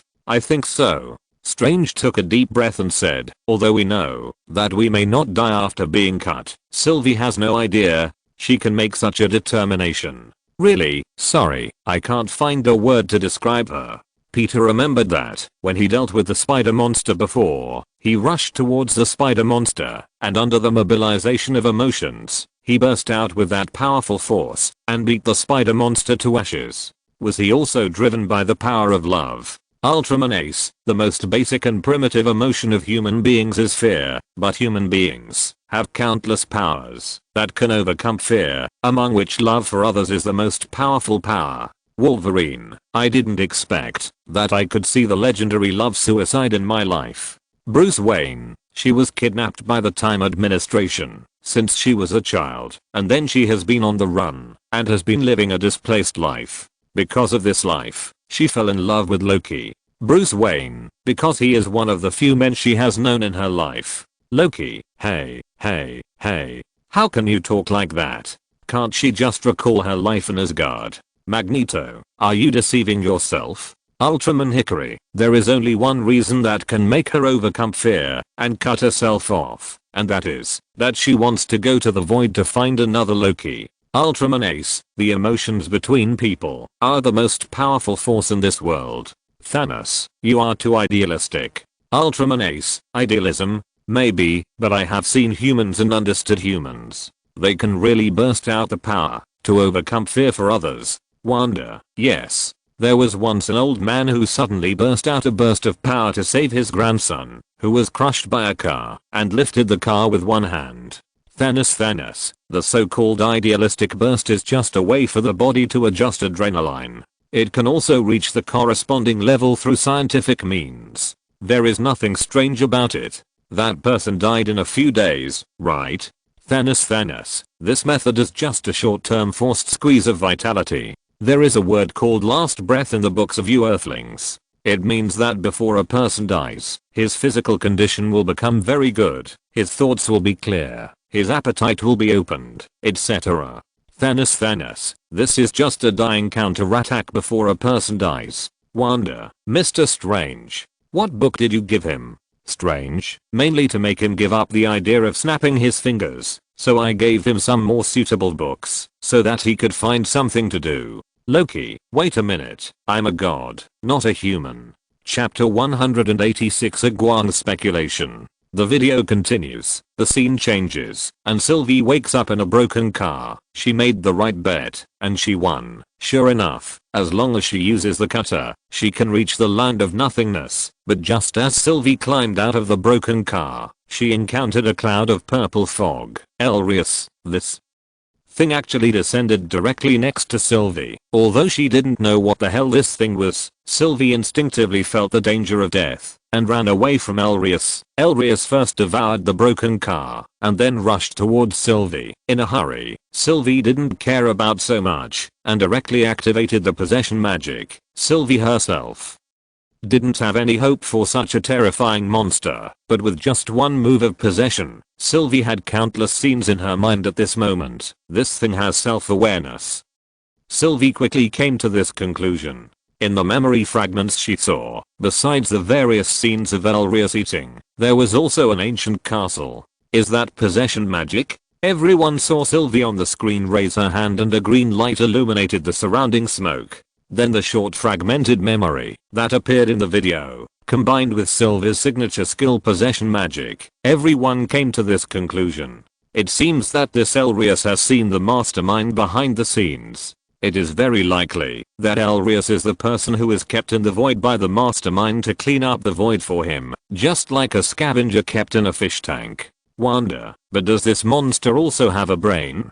1. It should be a soul. According to the previous description of Elrius by a group of Loki, this thing should be composed of mist, but it also has a soul. 1. There is a book about souls in Kamataj, called Heavenly Position, written by a strong man named Da. The strong man believes that everything in the world has a soul. Every grass and tree, that is, stones and sand all have souls, but they have differences in size, strength and activity. Wonder, well, if flowers, plants, and trees have souls, it's fine. After all, they are living things, but stones and gravel are dead things. How can they have souls? 1. That book is very difficult to understand. The ancient master did not recommend us to read it at the beginning, so it was locked in the library of Kamataj. You can go to the library of Kamataj to have a look. Wanda, yes, yes, yes. Captain America, then. Can Sylvie control Elrius with possession magic? Loki, of course. You know, that's my counterpart. Saint, seriously, I don't think so. Saint, Elrius has the ability to devour all energy and matter. Magic sounds very grand, but it is actually a kind of manipulation of energy. That kind of possession magic may be applied to mental power. If Elrius has no resistance to mental power, it may be okay, but the probability is too low. Constantine, I wonder if Elrius can swallow Satan? Holy Lord, let's see if the so-called Lord of Hell is strong enough, or if there is any magic that can restrain the other party. Holy Lord, for this kind of creature, if the other party does not have the ability to travel through space and time, then just banish it to another world, and it will be fine. Holy Lord, I remember that year. I forgot. Listen to what is called professionalism. This is called professionalism. Although the Holy Lord's half-talked fart at the end made everyone unhappy, the Holy Lord's analysis is much better than Loki's nonsense. Bruce Wayne, but if he is banished to another world, what if he escapes back? Holy Lord, then throw it again. If Elrius has the ability to devour all matter and energy, and assuming that the other party also has the ability to break through space, then throw it casually, pick a coordinate that you don't know, and throw it over. Holy Lord, cross-world travel is not something you can come and go as you please. Without world coordinates, then unless you have extremely good luck, don't think about finding it back. Strange, indeed. There is indeed an extremely dangerous exile magic in Kamataj. It can exile opponents that you cannot defeat to other worlds, and then you don't have to worry about them. Generally speaking, the opponent will not be able to come back. The Lord, that's right. This kind of exile spell is thrown to a more dangerous place. Constantine, I remember reading an ancient book. Ancient magicians invented a magic called the Mouth of Hell, which is specially used to deal with waste materials in some magic experiments. Constantine, after the experiment, open the passage to hell, and then throw all the unwanted garbage in. Wanda, no. Sylvie is in danger. The video continues. Sylvie, who was chased by Helios, ran all the way. It seemed that she was about to die. Suddenly, a car appeared. There was a cooked pizza in the car, and the pizza was pineapple. Italian Fury. JPG. The person driving was actually Mobius. Get in. Sylvie didn't care about anything, and got into the car directly. Seeing that Sylvie got in smoothly, Mobius stepped on the accelerator and said jokingly, "You should be careful. It's dangerous for a girl to get in a stranger's car casually, even though we are acquaintances. Why is it you? Guess. Be careful. I saw it. You were just a little bit away from getting in. Oh my god. You Lokis are all exactly the same. Hold on tight. Do you think they can escape safely?" Looking at the cars performing a speed and passion in the wilderness, Peter's face was full of worry. "I think it can." Hickory suddenly said, "Have you noticed? So far, none of the protagonists playing in the screening room have died. What about the Black Ops?" "Well, except for these 4. No." Magneto retorted. "Hickory, you are an old man. During the pilot, the entire Avengers was wiped out." "Hey." Tony squeaked with a little dissatisfaction. "No, they were not the protagonists that time." Hickory said, "The protagonists, except for the Black 4, and the title. That time was Avengers 3, Black 4 instead of Black 4. That is to say, we can understand that in that video, the Avengers are the protagonists. And except for that time, in the rest of the videos, the protagonists did not die. Ultron destroyed the world. Ultron destroyed an entire universe, and even in Doctor Strange we speculated that the other party might have killed the Observer. Doctor Strange. Mr. Strange's isotope has entered permanent self-imprisonment, but he is still alive. But he is worse than death. God of War, the battle of father and son, the Lord of War and his son, the demon dragon, fell into hell together, and he still did not die. To sum up, can we draw a conclusion? That is, after the video is played, the protagonist will not die. Hikari said, Sylvie is also Loki's isotope, so is it also within this range? I recommend a game to everyone. No regrets in China. A perfect must-have for killing time. I played a game for a whole afternoon. Chapter 187, The True Power of Illusion Magic. The video continues. The scene returns to the underground shelter again. President Loki leads a group of Lokis to attack the shelter and successfully surrounds the shelter Lokis.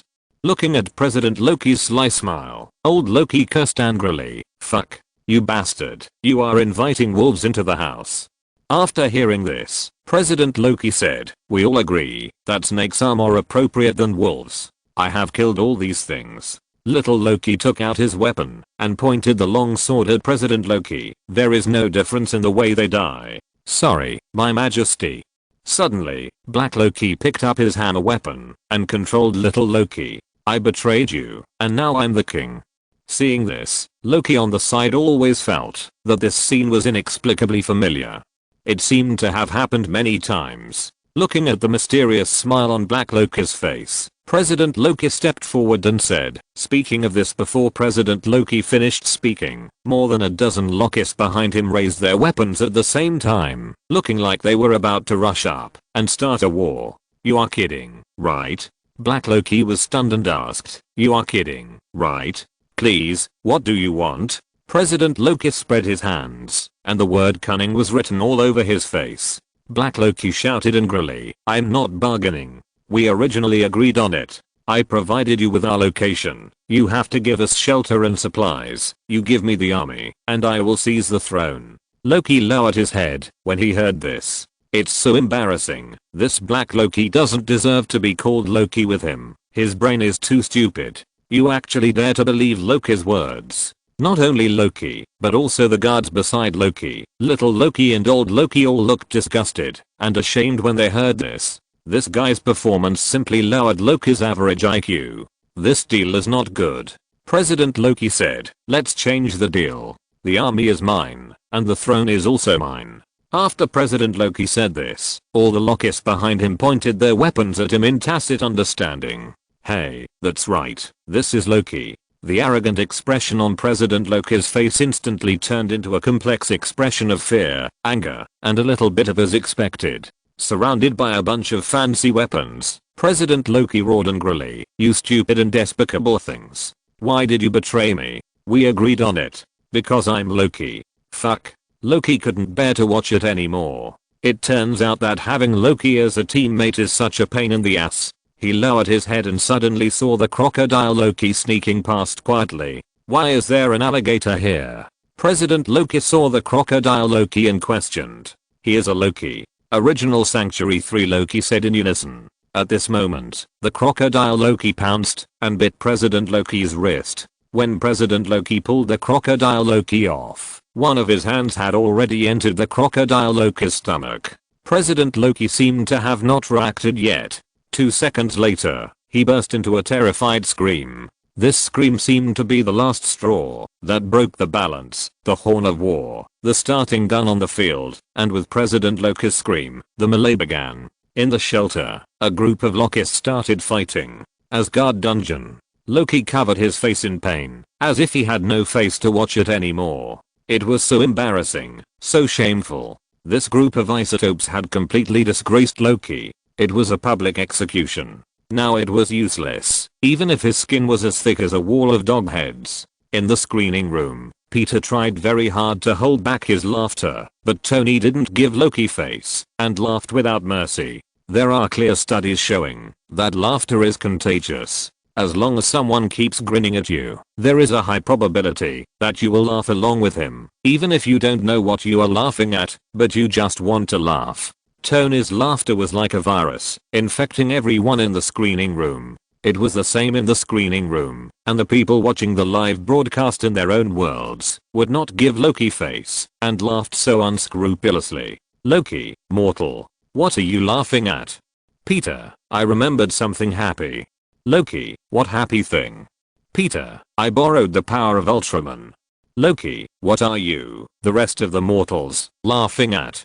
Constantine, I went to heaven in the future. Tony Stark, I got married. Strange, I learned a new magic. Bruce Wayne, there are no demons in my world. Magneto, I can use the power of the projection room to revitalize mutants. Ultraman Hickory, I'm not laughing. Loki, enough. Shut up. The projection room was silent for a moment, and then more unbridled laughter resounded throughout the projection room. Loki's face turned blue. Even a group of prisoners of war had just been sent in. Among them was a tall prisoner with several ivory-like decorations on his face. Loki didn't care. Because of him, the entire 9 realms were in flames of war these days. Thor led a group of Asgard warriors to serve as peacekeeping forces all day long. There were too many prisoners of war captured, and too many of them look strange. If Loki looks carefully, he will find that this guy is somewhat similar to an enemy he saw in the history books of Asgard. Wonder, Loki, are you going to make us laugh to death? This is too funny. 1. Even if you must first stabilize the internal situation before fighting against foreign enemies, isn't it a bit too much to stabilize the internal situation in front of the enemy? Constantine, what internal situation? They have no intention of joining forces at all. All the Lokis actually have their own ulterior motives and want to be the king themselves. Is this position attractive? Wolverine, haha, I don't understand, but I'm shocked. The video continues. For a while, more than a dozen Lokis started to fight in a group. Black Loki was also among them. It seems that his IQ is all in his fighting ability. At this moment, he is not at a disadvantage when fighting 2 people alone. They are fighting happily, but there is obviously Loki who doesn't want to fight. Little Loki picked up Crocodile Loki and ran to Loki's side. Old Loki also rushed over and raised his hand to emit a green light. The green light easily knocked down Loki, who was shouting for a glorious mission. Looking at the messy scene in front of him, old Loki couldn't stand it anymore. He clenched his fist with one hand and raised it above his head. In a flash of green light, Loki, old Loki, little Loki, and even the phantom of Crocodile Loki were all conjured up by him. Phantom little Loki threw the phantom Crocodile Loki in his hand and bit an enemy. Phantom old Loki also fired a light bullet to blow up an enemy. The real 3 people plus a crocodile took the opportunity to avoid the center of the battlefield. Old Loki took the 2 people and the crocodile to a remote corner of the shelter and casually opened a portal that looked like green smoke and left the battlefield. Wait a minute. Stop laughing. In the screening room, the key point discovered by the people who knew the goods on the magic side. What's wrong? Is that old Loki's magic really an illusion? Strange said in disbelief. If it is an illusion, it is amazing. It is an illusion. Constantine stopped smoking and laughing. They knew too well the horror of the illusion that old Loki had just created. What's wrong? Wizard, Loki has also used that illusion. It's no big deal. No, this is different. It's completely different. Avengers Tower. That's not an ordinary illusion. Ancient One said, that should be the illusion of the gods, which is second only to the highest level in illusion. Illusions range from the most basic illusions to sounds, textures, touch, and souls. Each one that can be transformed is a different level. The most basic illusion can only create a false image. Excellent illusion can make the illusion move, but it is limited to movement. Then there is the illusion of sound. At this time, the illusion is no longer just an image, but has begun to have sound. Illusions with sound are not so easy to be seen through, and powerful sound waves can also be used as a means of attack. The next level is the illusion of form. Loki, you have already touched the illusion of form, right? Hearing what Ancient One said, Loki, who was publicly executed, also nodded.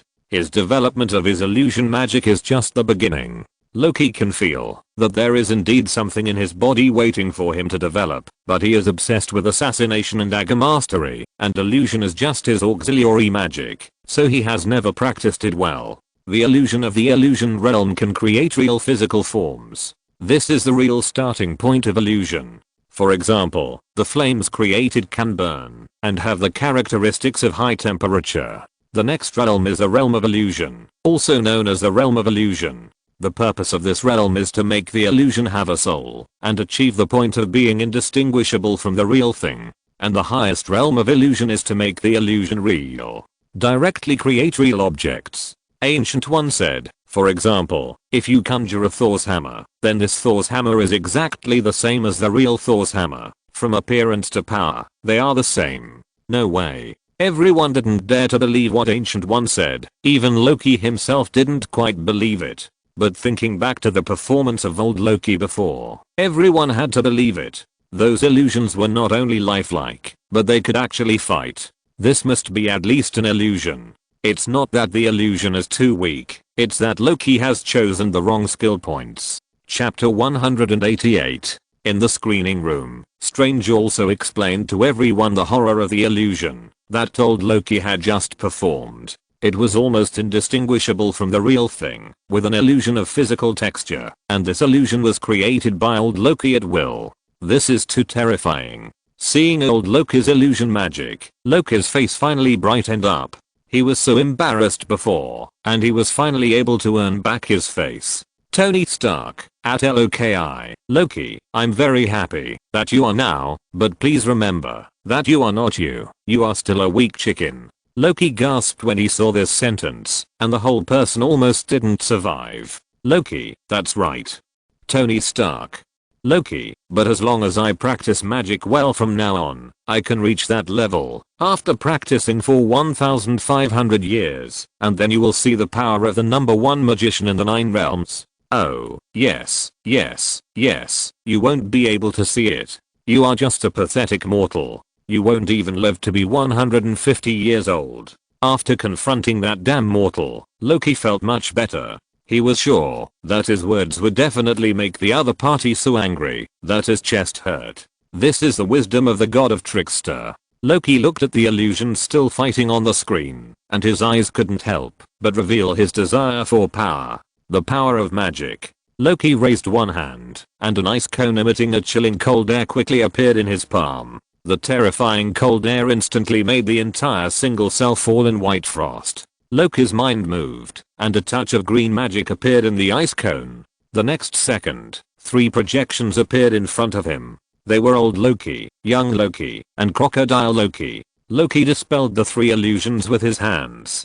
He had received the reward for blood awakening before. At that time, the reward developed the ice power in his body. Later, after getting the ice frozen dog, he was more powerful in using the ice power. But no matter his preference or proficiency, he was most comfortable with the dagger, followed by illusion magic. Now that he had seen the power of illusion magic, he began to consider whether he should continue to work hard on it. Old Loki also said that excessive dispersion of energy would lead to a lack of proficiency in all aspects. In addition to his age, the reason why old Loki could master such a terrible illusion magic was also partly due to his concentration on illusion magic. In the screening room, after hearing about the horror of old Loki's illusion magic, Peter also raised a question. That is, why did this group of Lokists still want to fight and kill? Could it be that there must be a gene of betrayal in their blood? I can answer you this. Strange said, after all, I took psychology as an elective. Although I don't know what these Lokists did to be cut, they must have grown up to this point. Since they can grow up, their childhood experiences must be similar to the Loki we know, so their current personalities also determine that they are still constantly betraying each other just to snatch the so-called king status. So acquired training is very important. Strange explained, what they are robbing is this underground shelter. Little Loki should be the first to discover this place. He proclaimed himself king, and then took in old Loki and Black Loki. Although Black Loki turned against him, and old Loki could be little Loki's grandfather in terms of age, they all chose to respect little Loki's position as king. I don't think they are playing the king game with little Loki, but reliving the life of Asgard. Image continues. Old Loki took the remaining 3 Lokists through the portal, and left the underground shelter. He started to curse as soon as he came out. Damn you, a bunch of beasts. We lied, we cheated, we killed everyone who believed in us, and for what? Old Loki's face was full of sneer. He turned his head and said with gritted teeth, power, glorious mission. We can't change, we are bad guys, every version, and it will always be like this. Whenever, if any Loki tries to turn over a new leaf. Little Loki also said angrily, they will be sent here to die. That's why I have to get out of here. Hearing this, old Loki turned his head, looked at Loki seriously and asked, "Do you really believe that female Loki?" Loki replied very seriously, "She is the only person I trust. And, at this moment, I think she is our only hope to kill the Time Administration. That's enough for me." Looking at Loki, old Loki could only say, okay, we'll help you. But getting close to Elrius is suicide. We can help you get close to Elrius, but that's limited to getting close. Don't count on us for the rest. Old Loki's meaning was very clear. He can help, but don't even think about dying. Loki also knew that for Loki, this was the greatest help he could provide. On the other side, Mobius successfully escaped from Elrius' pursuit, or rather, predation, with Sylvie in his car. "I really thought we were all good people all along. Eliminating all realities, leaving a little girl without a father or mother, homeless." Sylvie sneered, "This is a classic American hero. I think if the end justifies the means, there is no mission you can't do, and you've eliminated a lot of things." "I had no choice." "Yes, me too. You chased me like a hound." Hearing this, Mobius' tone finally relaxed and apologized to Sylvie. Hearing Mobius' apology, Sylvie was silent for a moment and then changed the subject. "When I was cut, I thought I could find Loki, but now I find out that I was wrong. That ghost thing may have caught him." "Do you really think so?" "That's Loki. That's not the most important thing. The only important thing now is to get out of here and find the mastermind." "Great. What should we do?" "Turn around." "Turn around? You mean go back to find that angry black cloud?" "Yes, I think that's where the answer lies." When Mobius heard this, he felt like he was listening to the nonsense of madmen, but the next second, the car turned back. Chapter 189 Reunion. 4 Lokis are walking in the wilderness. "I must say, it's pretty terrible to face that behemoth. Do you have a plan?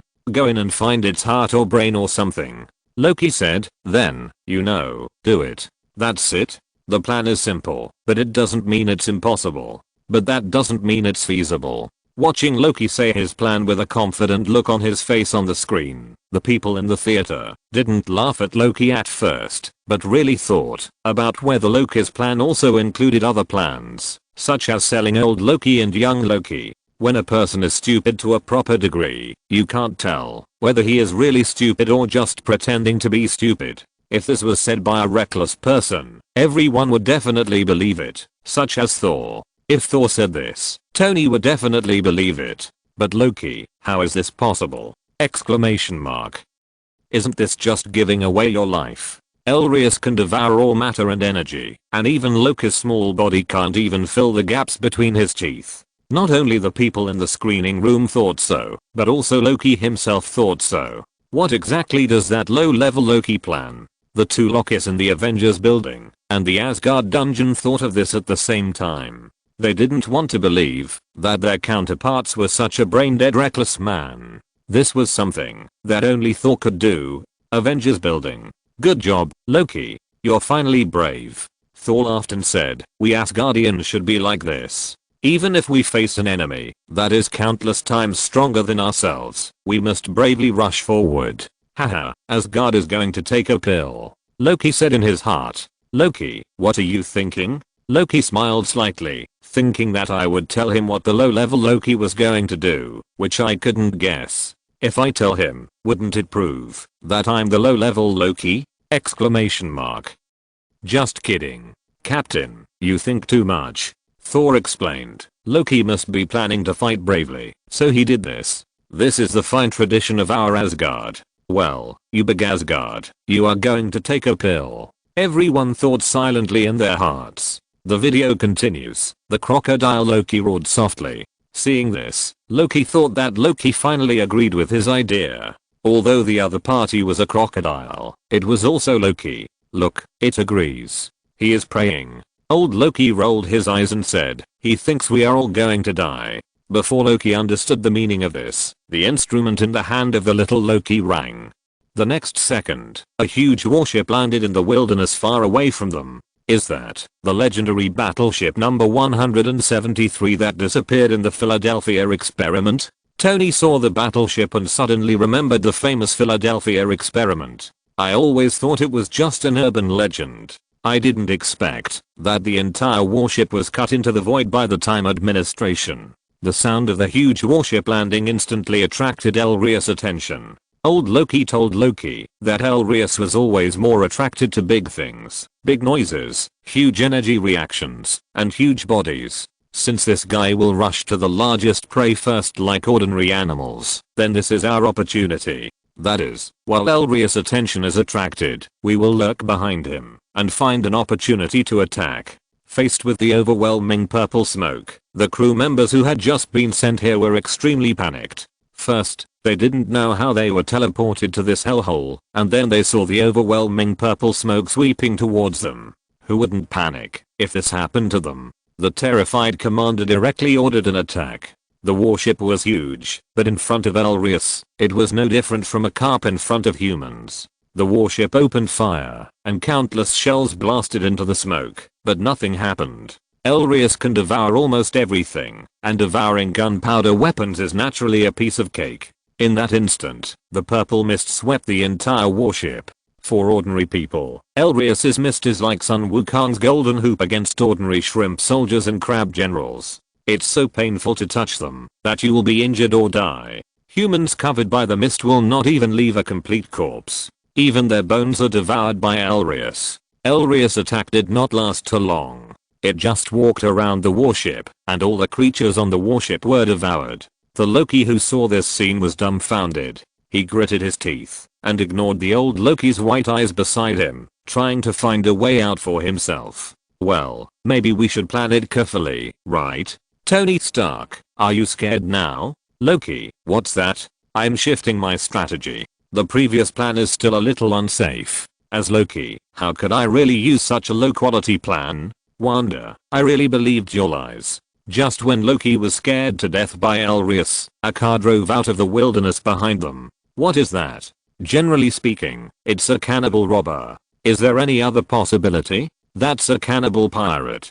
Great. The four Lokis were ready for battle, but the car there quickly slowed down. What are they doing? Stay alert. Little Loki had just issued the order when Loki ran towards the other party. He saw the man who got off the car, the one he could trust absolutely. Sylvie, I don't understand. Old Loki said to little Loki, is he a coward or a brave one? Me too. Loki went up to her excitedly. When he called out Sylvie's name, his voice was a little choked. When he saw that his other old friend Mobius had also come here, Loki was even more excited. What are you doing? We think you may need help. As soon as Sylvie finished speaking, she saw old Loki, little Loki, and crocodile Loki following closely. Seeing that Sylvie was about to take action, Loki hurriedly said, no, wait a minute, these are not enemies, they are my friends. Well, they are. How should I put it? Loki gritted his teeth and introduced Sylvie. This is little Loki, the old version of us. This is old Loki, the future version of us. Yes, and this one, crocodile Loki, the alligator version of us. Sylvie's face was full of question marks. Don't try to challenge crocodile Loki. Mobius looked speechless. Here, just throw a stone and you'll hit a group of Lokis. I may not have it today. I wrote more than 2,000 words before, but it didn't feel good, so I deleted it. If you're listening to this novel on a channel other than Fanfic World, it means they downloaded and uploaded it without effort. We cordially invite you to visit our channel, Mundo Fanfic Novelos. There you'll find the original version of this story and you can explore many other novels of various genres. We're waiting for you to immerse yourself in a world of incredible novels. Chapter 190 on the importance of emotional intelligence. So you are also chasing that giant cloud monster? Sylvie asked straight to the point. We haven't decided how to kill it yet, but wait, you guys are going to kill that guy? Yes, we are going to kill Elrias. Odin's beard, is this your genius plan? Yes. And you accepted it? I didn't agree. Young Loki, only a lunatic would agree. Old Loki's stupid plan. Crocodile Loki, whose language was translated by old Loki. Okay. Seeing this, Loki hurriedly asked, what's your plan? I think the person we are looking for is outside the void at the end of time. Sylvie carefully explained her thoughts. If they are really there, then that ghost thing is the watchdog guarding the only entrance. Okay, how can we get around this watchdog? Loki's language was no longer as bold as before. He now knew that his previous plan was a bit silly. I want to possess that guy. Stop it, is this your plan? Loki expressed disdain for Sylvie's plan, and then Sylvie retorted, it's better than your plan, to kill a cloud monster one by one. Old Loki also said, if you have the complete form of Surtur's Twilight Sword, you can still try it, the Eternal Spear and the Death Blade will also work. Loki seemed to feel that his dignity was challenged, and he hurriedly explained, I have been here much longer than you, and I know the situation better than you. I want to possess him. Sylvie was decisive, and made the final decision. Seeing this, Loki had no way to refute it, so he could only bite the bullet and agree. To be honest, I think Sylvie's plan is much more reliable than Loki's. As long as it's a normal plan, it's more reliable than Loki's. Strange said, using a knife to deal with a monster that can devour all matter and energy, isn't that asking for death? Isn't it a dark cloud monster that devours everything? Hikari said, there are some similar monsters in the records of our Kingdom of Light. The dark monster Bishuman, a huge space monster like a nebula that relies on swallowing planets for a living, has a huge gravitational force around it. The more stars Bishuman swallows, the greater its mass and volume. It once swallowed the 7 stars of the Big Dipper one after another in just 10 days. Later it was defeated by Ultraman Jack. The cosmic monster Bimonston also has a very strong devouring ability. In theory, it can devour all the light skills launched by our Ultra Warriors. In the end, it was defeated by Ultraman Jack using the cutting skill of the Ultra Bracelet. Is that Ultraman Jack so powerful? Yes, Jack is the chief weapon instructor of Ultra Dojo. Hikari said, I have obtained an Eternal Spear Gungney before, and I also gave it to Jack, the weapon master, to use. However, what is more similar to this Elrius is a monster that only exists in the legend of our Land of Light, the Void Monster Grizzer. We have never encountered this monster in the Land of Light so far, but it is widely circulated in the Land of Light as an urban legend. When I was a child, I heard other classmates talk about this legend on the school bus. Then what should we do to deal with this monster? Bruce Wayne's brows were almost twisted into a knot. Even if he had a water drop in his hand, he couldn't deal with this thing. Although the physical attack and defense of the water drop are strong, it is still too difficult to use it to deal with this monster that can absorb all matter and energy. It's impossible for me to put on the water drop armor and challenge Elrius alone. I'm sorry, I don't know either. Hikari said, in the legend of our Kingdom of Light, Grizzer is called the Cosmic Cave. If you want to seal the Cosmic Cave, you must find the Cosmic Needle, but the Cosmic Needle only exists in legends, and I don't know what it is. The video continues. The few people found a house that can still shelter from the wind and rain. They plan to recuperate here and continue to discuss the plan. Out of some damn tacit understanding, Mobius and old Loki actually left Loki and Sylvie outside the door, and the remaining 4 went into rest together. Sylvie and Loki were suddenly alone. After a long separation, the 2 Lokis did not catch fire as the 2 old men imagined. On the contrary, the 2 of them actually felt a sense of alienation at this moment, and kept a certain distance from each other. Even, the 2 of them didn't know what to talk about, so they could only sit outside awkwardly. Ha ha ha ha ha. Seeing this scene, Tony laughed. I thought Loki, who left his offspring everywhere in Norse mythology, must be so powerful, but it turns out that he can't even say a word of love. Loki, shut up, mortal. What do you know? Tony Stark, Loki, I don't look down on you, but in front of me, you are just a novice. Tony Stark, although you have lived for 1,500 years, you have no experience in dealing with women. Tony Stark, and I'm a master.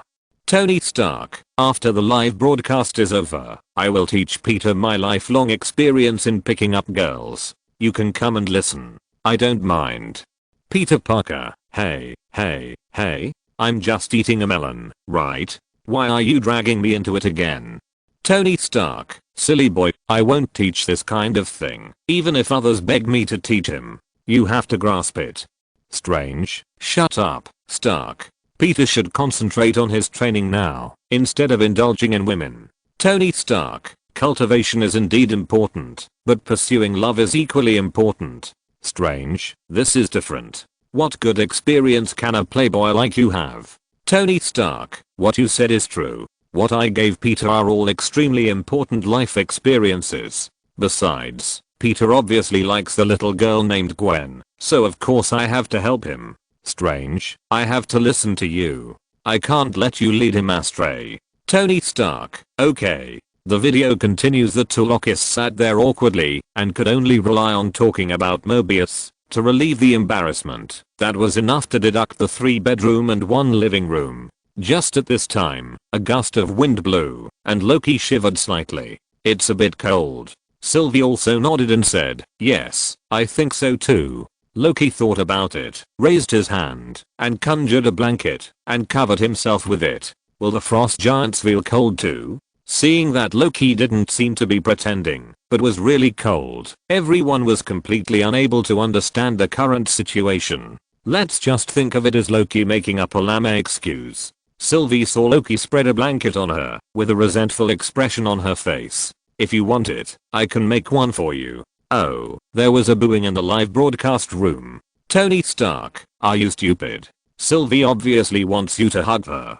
Strange, yes, wouldn't it be better for you to hug her to keep warm? Bruce Wayne, old Loki and Mobius have created a chance for you to be alone together, but you don't know how to cherish it? Ultraman Hickory, why do I feel like I've seen similar operations before?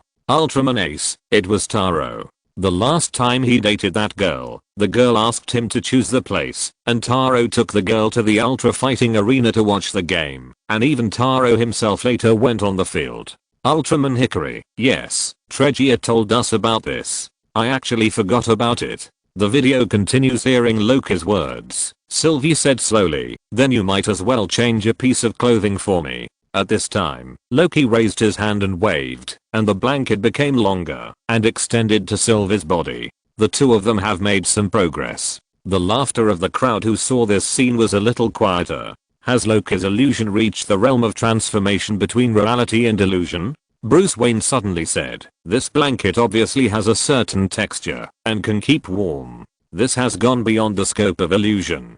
Strange had told them before about the division of the levels of illusion. It seems that this Loki's illusion has reached the realm of illusion. Strange said, that is, he can transform into a real physical form. Although he can't easily transform into a person with a soul like the old Loki, he can transform some dead objects. It's over. The teaching is over. To be honest, it was so fast. It was gone. It was over. The papers were corrected. It always feels like I just saw the little bastards in our class yesterday, and today is the winter vacation.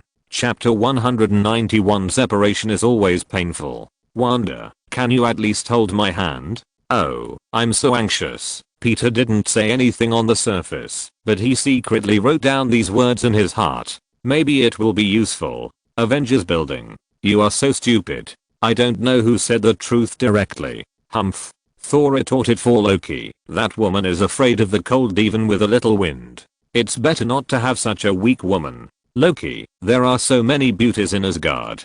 I will help you choose the most capable and beautiful female warrior to be your wife. What about Ms. Sif? Natasha suddenly asked. Sif, she. No, absolutely not. Loki's face turned blue. He looked at Thor very seriously and said, listen. First, I'm just a low-level Loki. That's not me. I'm the highest level Loki.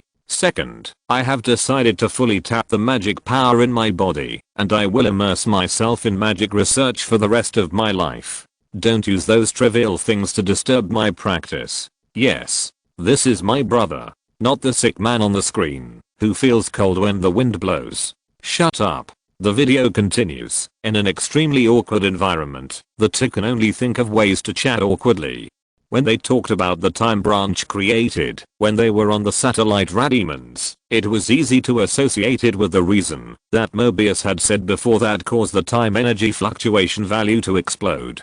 Seeing the strange expression on Sylvie's face, Loki hurriedly said that it was just a lie of the time administration. Yes, a lie. Yes, a lie. After a moment of silence, Sylvie slowly said, I don't have any friends, and I don't follow anyone. Speaking of this, Sylvie blushed. Loki said, well, yes, you have more important things to do, right? Yes, I still have to overthrow the Time Administration. Yes, you may also have to save the universe. You are a little too exaggerated. Tony Stark, at LOKI, if you come to the class, I won't kick you out. Peter Parker, at LOKI, Mr. Loki, why are the two of them unwilling to confess their feelings? They are obviously in love with each other, and the Time Administration has proved this.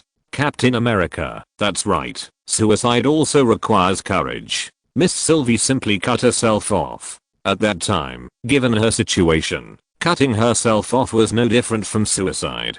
Loki, enough. How should I know? Wolverine, you are Loki, who should we ask if not you? Loki, I'm a high-level Loki, how can I know what those two low-level Lokis think? Wanda, come on, you Lokis are all the same. Tony Stark, I don't know what's going on with Loki, but Sylvie has been hunted down by the Time Management Bureau since she was a few years old, and Asgardians are different from us Earthlings. Sylvie looks like she must be at least 100 years old. How can a woman who has been hunted down by the Time Management Bureau for at least 100 years have time to fall in love? Tony Stark, in this case, if Loki doesn't take the initiative, there will be no progress between the two of them. The video continues after the repairs. Everyone finally has to face the terrifying monster Elrius. Looking at the terrifying lightning and thunder in the sky, Mobius asked, okay, what are you going to do next? The Time Administration must be overthrown.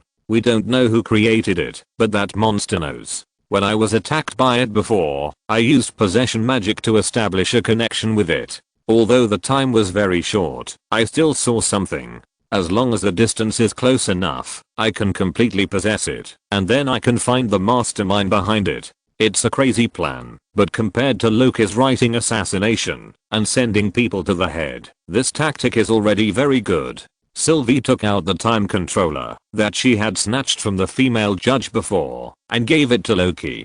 She wanted Loki to leave. After all, it was too dangerous. Sylvie hoped that Loki could live safely, but Loki did not agree. I'm good at running away, but this time, I don't want to run away. Loki looked at Sylvie and said seriously, I want to stay and fight with you, live and die together. I don't know if this will work. Loki, you go. I go. If you go, I will go too.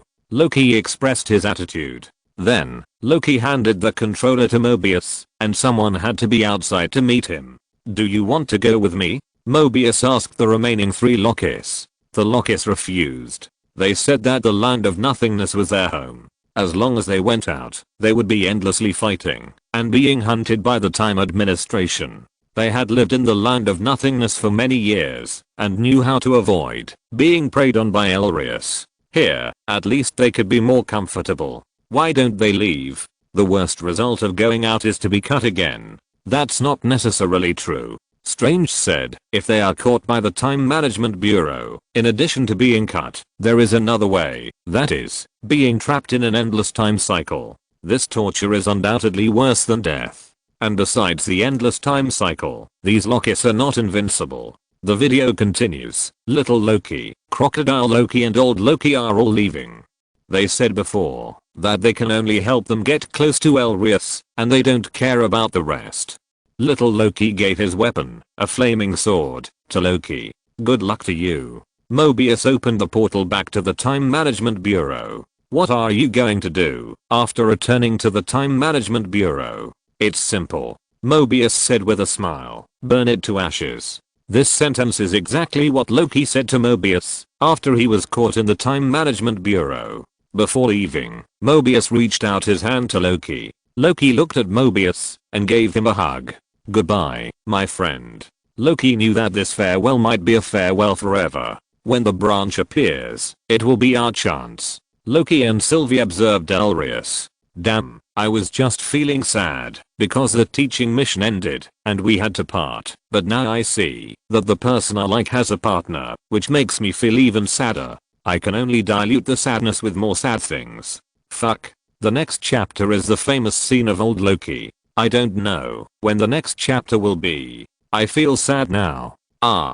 Chapter 192. Build up my hometown, Asgard. As long as the time branch comes, I will have a chance to take action. In the distance, old Loki walked halfway and turned his head to look, his eyes full of hesitation. On the other side, Loki and Sylvie were already very close to Elrius. What if we don't have time to wait for the branch to appear? We have to distract its attention. Hearing this, Loki put his hand on Sylvie's shoulder. Sylvie turned her head to look at Loki, as if she already knew what Loki was thinking. Sylvie shook her head slightly, but Loki nodded, and then rushed to the side. Loki held the flaming sword of young Loki and shouted, "Come on, come on. Catch me." Sylvie also used the possession magic, and the operation lighted up green. But Elrius didn't even look at Loki. It was obviously more interested in Sylvie. No matter how hard Loki tried, the mist of Elrius began to flow towards Sylvie. Even Elrius's red eyes and mouth were aimed at Sylvie. And the small mist that Sylvie's possession magic had just dyed green was like a person's hair compared to the whole person of Elrius. Loki saw that Elrius was aiming at Sylvie and panicked. He waved his flaming sword and shouted while running, "No, don't. Catch me. Catch me. Catch me." Faced with the roaring beast, Sylvie had nowhere to escape. This feeling was like a mountain range crashing towards you. The huge pressure made Sylvie's thinking stagnate a little. Just at the critical moment, a dazzling green light attracted Elrius' attention. Loki and Sylvie looked in the direction of the green light and saw a city rising from the ground at this moment. Endless magic power gathered here. For Elrius, this huge magic power was like a hungry tiger that was almost going crazy, smelling the blood of its prey and pounced madly. But where did the building come from? The time branch doesn't look like this. Just then, when Loki saw the approximate appearance of the building, he was completely stunned. That was his hometown, Asgard. I'm Loki, Asgard's god of trickster. I'm the destroyer of Asgard, the creator of Ragnarok. Although my hometown is destroyed, but I have never forgotten my hometown. I will rebuild Asgard here. Build it, my hometown. Show the highest light here. Show it here, the eternal kingdom of Asgard. Come, my hometown. Burn my life out and show it, the utopia that has gone away. The eternal city that has gone away. Come back, Asgard. Old Loki. Old Loki finally came here. The green magic in old Loki's hand glowed brightly, and every blade of grass, every flower, every stone, and every brick wall in Asgard once again released eternal light at this moment, on this deserted land. Above the wilderness, a huge fairy palace rose from the ground. The greatest wizard in the 9 realms, Asgard rises from the ground. Go. Old Loki shouted, not only to Loki and Sylvie, but also to himself. Above the sky, or thunder exploded. A figure carrying a mighty thunder descended on the earth. Brother, I once promised you that glory will shine on Asgard, and today, I'm the dawn. Elrius pounced forward and bit towards the palace of Asgard. At that moment, old Loki removed the illusion and waited until Elrius left to complete it again. My homeland, although it is an illusion, I will defend it. Old Loki concentrated all his magic power and continued to construct Asgard's buildings. This not only bought time for Loki and Sylvie, but also was the final battle of old Loki. One by one, the soldiers in heavy armor held shields and spears and launched a desperate charge against Elrius. Come on. Fight. The warriors of Valhalla once again show the glory of Asgard. Old Loki brought Asgard here. He wanted to die in Asgard, in the resting place of the gods, that could heal his lonely heart, that hometown that had already gone away, but made him miss it. Go, Loki. The entire Asgard has been completely surrounded by Elias, and endless purple mist surrounds it from all directions. Asgard was swallowed up, and old Loki was also surrounded by Elias in the center. Old Loki's magic power has been exhausted. He weakly knelt on the ground, and Asgard completely disintegrated after Elias absorbed its energy. Old Loki watched his hometown being destroyed again, and he was about to face death. Old Loki did not panic, but laughed wildly and said, I'm Loki. From the Eternal Kingdom, the ideal city, the place of gods Asgard. For a glorious mission. At this moment, old Loki instantly recalled his life, his father, his mother, the subjects of Asgard, and Thor. "Brother, we will meet again." Raw, Elias launched a final attack on Loki. At the end of time, he rebuilt the country of his dreams, the lost homeland, and finally he died with a wild laugh. The smoke impact left only a burnt crown. He rebuilt Asgard with his own strength, and let the glory of Asgard reappear in the world. It was his hometown that he longed for. The illusion of Thor in the sky was the person he missed for thousands of years. His brother, the person he loved the most. At this moment, they fought side by side again. Faced with death, the one who used to escape by illusion, always made pranks, and even became Thanos' subordinate, invaded the Earth, was finally defeated by his brother and his brother's companions, was imprisoned in the dungeon, and even killed his mother because of it. He was self-depressed and finally chose to exile himself. Loki did not escape. He did not need to participate in this battle. He had no obligation. He had already left. As long as he wanted, he could live at least another 1,000 years. But he came back, for the glorious mission. For the glory in his heart. I have been exiled for 1,000 years, but I still remember the glory of Asgard. Finally, I returned to my hometown, that I had been dreaming about, and reunited with my family. Loki Odinson. In the comics, old Loki not only summoned Asgard, but also the army of Asgard in the illusion of Thor, but I don't know which comic it is. I have only seen pictures. Well, the peak moment of old Loki is finished. I wanted to add some words from the projection room to make up the word count, but after thinking about it, old Loki deserves an uninterrupted story. Goodbye everyone. I'm going to feel sad. Woo woo woo. Chapter 193. Is old Loki dead or not? Oh my god. Everyone in the theater finally reacted. The previous scene was even too shocking. This old man's magic actually summoned the entire Asgard. At this moment, the two magic side audiences in the theater were so shocked that they were speechless.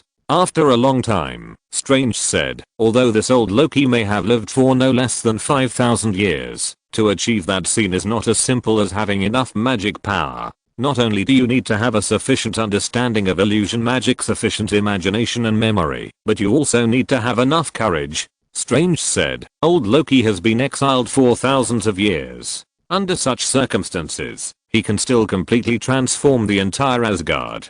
This longing for his hometown is not something that ordinary people can do.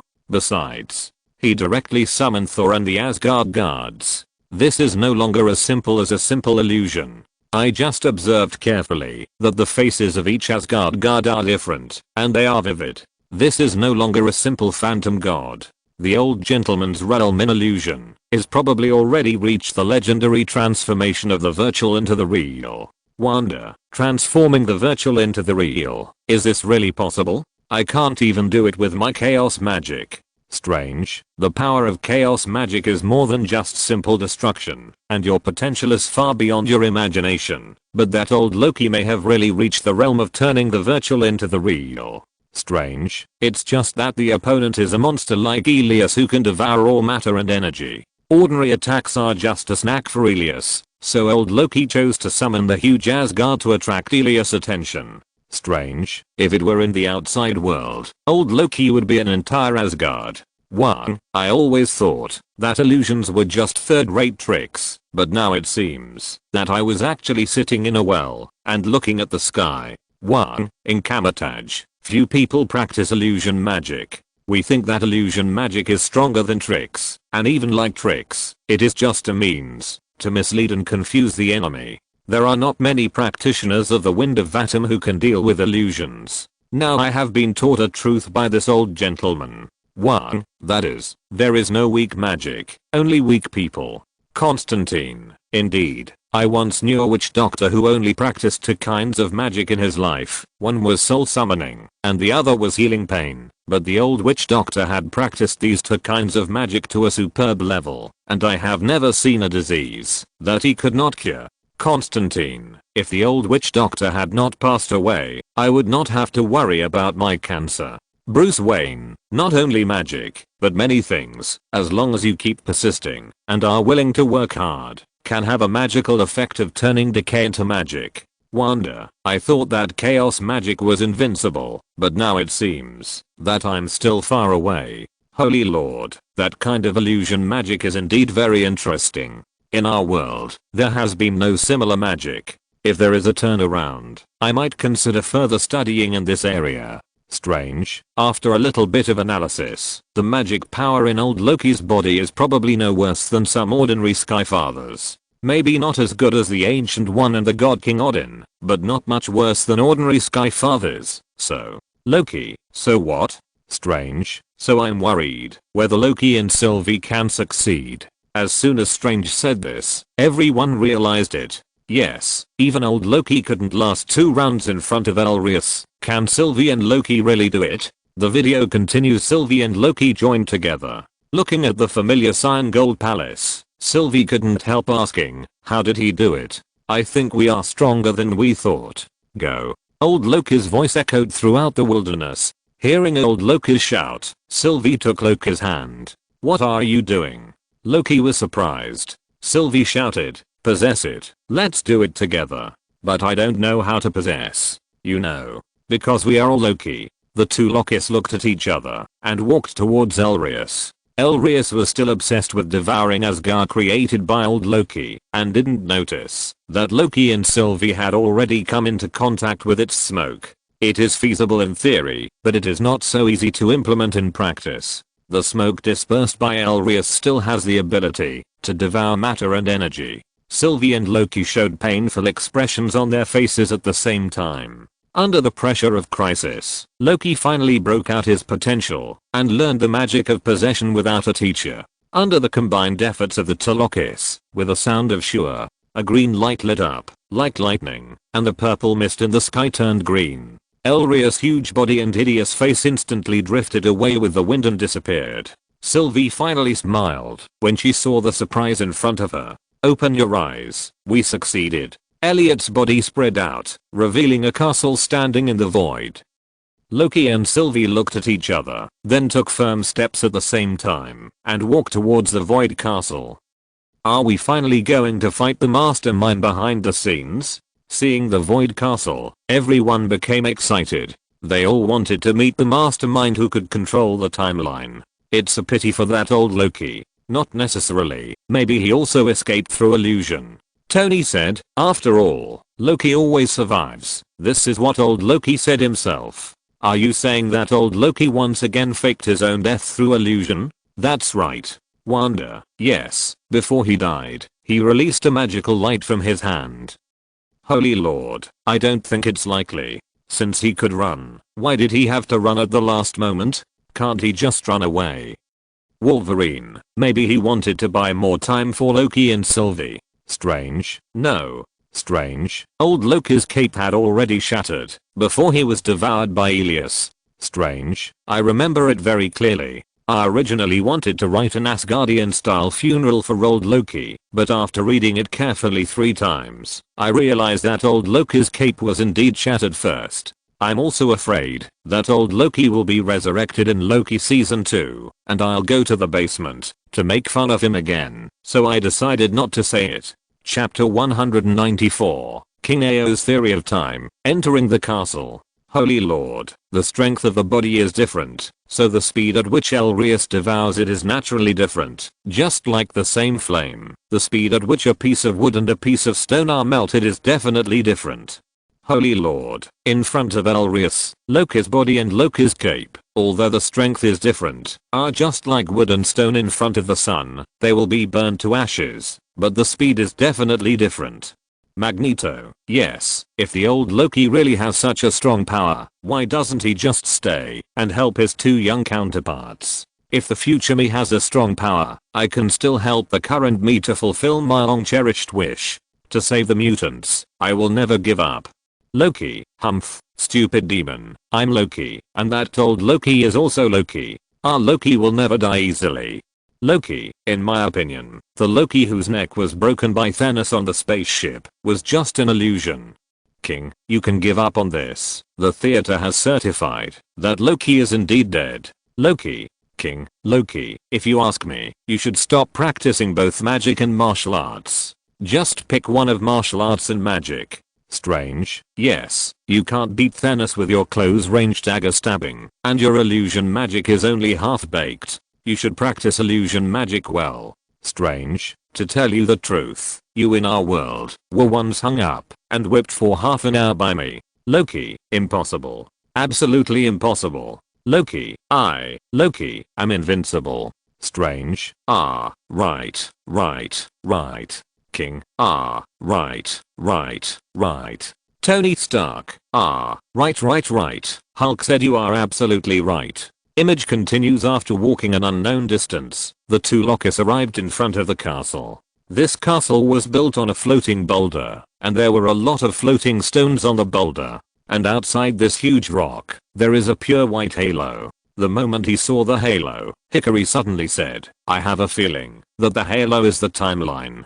Timeline? Yes, the sacred timeline. I can actually see the sacred timeline here. Then what is this place? I thought at first that the sacred timeline was just a metaphor. Peter said, just like the trend of history, it turns out that it is really a line. And it looks pretty. Kingdom of Light. Seeing the circular timeline, the Ottos were also astonished. This thing has exceeded their cognition. King, is this really a timeline? Among the Ottos present, only the King of Ultra had this insight. King Ultra looked at the pure white halo on the screen and said, the person who created this timeline is very average. A normal timeline is not like this. I prefer to call it a time stream. From the very beginning, countless timelines are developed. Countless branches that continue to split and finally converge at a point. You can imagine it as the shape of a rugby ball. I can't use the language of the three-dimensional world to describe the shape of time to you. When you can upgrade yourself that day, you will understand it by seeing it with your own eyes. This timeline on the screen was not only pulled out and imprisoned into a separate timeline, but also not affected by other timelines. It's just that the method is too crude. If the mastermind behind the scenes is willing to spend a little more effort, he wouldn't need the time administration to help him get rid of the timeline branches like now. A completely solidified timeline can't have branches at all. Not to mention Loki isotopes such as Old Loki, Little Loki, Female Loki, and Crocodile Loki. Even what Loki eats for breakfast on a certain day will not change. This is a completely condensed timeline. This is just a time river that is being diverted. A healthy multiverse should have countless timelines. Only countless timelines can give birth to infinite possibilities, such as us. I once observed the time stream for a period of time because I was bored, and I saw infinite futures there, some with the Kingdom of Light, some without the Kingdom of Light, and some with the Kingdom of Light destroyed. There are many. From the Big Bang to the end of the universe, in the entire macroscopic time stream, there are only two absolute time points. 1. The birth of the universe, and 2. The destruction of the universe. Infinite time branches will give birth to infinite timelines and infinite possibilities. Only in this way can the multiverse grow until the day when the multiverse is destroyed. The previous absolute time point theory is very interesting and is a topic worth exploring. The King of Ultra thought for a while and said, Ace, tell Hickory that the old man has assigned him an academic problem and asked him to study it carefully and not study those props all day long. The video continues. The two Lokis walked to the gate of the castle. Sylvie took a deep breath, feeling excited. She had worked so hard for so long, just for today, just to find the mastermind behind the scenes to settle accounts. And now, the door was right in front of them. Aren't you going to stop me from kicking the door open? It doesn't matter. If you have any objections, just say it. Loki shrugged, but Sylvie still stood at the door, looking embarrassed. She wanted to kick the door open and rush in directly, but Sylvie still hesitated to act. Are you okay? I'm fine, but it takes a little time. It's just that you usually... Shut up, Loki. Sylvie looked at Loki and said excitedly, I was almost cut off before you were born. I have been waiting for this moment all my life. I just need some time to calm down now, okay? Of course, no problem. Just then, the door in front of the two suddenly opened. Looking at the corridor with strange statues in front of them, Loki and Sylvie looked at each other and stepped into the door at the same time. The two walked into the door, and the door behind them closed automatically. At the moment it closed, an orange guy suddenly appeared in front of them. Hello. Fuck. Peter was frightened. Kid, don't shout so loudly next time. The others were frightened by Peter. Sorry. Loki and Sylvie quickly drew their weapons and pointed them at the intruder. The opponent was the artificial intelligence of the Time Management Bureau, Miss Time. The class used to watch horror movies, but they were not moved by the movies, but they were scared to death by the girls in the class. Chapter 195. The mastermind behind the scenes appears. Welcome to the castle at the end of time. The projection of Miss Time appeared in front of the two. Loki and Sylvie also knew what was in front of them. They looked at each other and nodded slightly, then prepared for the battle in tacit understanding. Miss Time didn't care about the status of the two people at all. She was just a projection anyway. She continued, congratulations, you have successfully overcome various difficulties and obstacles and come here. He admires this very much. Him? Who is he? Hearing Sylvie's question, Miss Time looked unfathomable and said mysteriously, the people left behind. He created everything. He controls everything. At the end of time, there are only those left behind. He wants to negotiate a condition with you. Miss Time said confidently, he has been making some interesting adjustments. He has thought of a way to let you return to the timeline without affecting other things. Will it not affect other things? The Time Administration can continue its important work, and you can also choose the life you want. What kind of life do we want? Don't beat around the bush, Mr. Loki. Miss Time said directly, you know how you were involved. What? Battle of New York.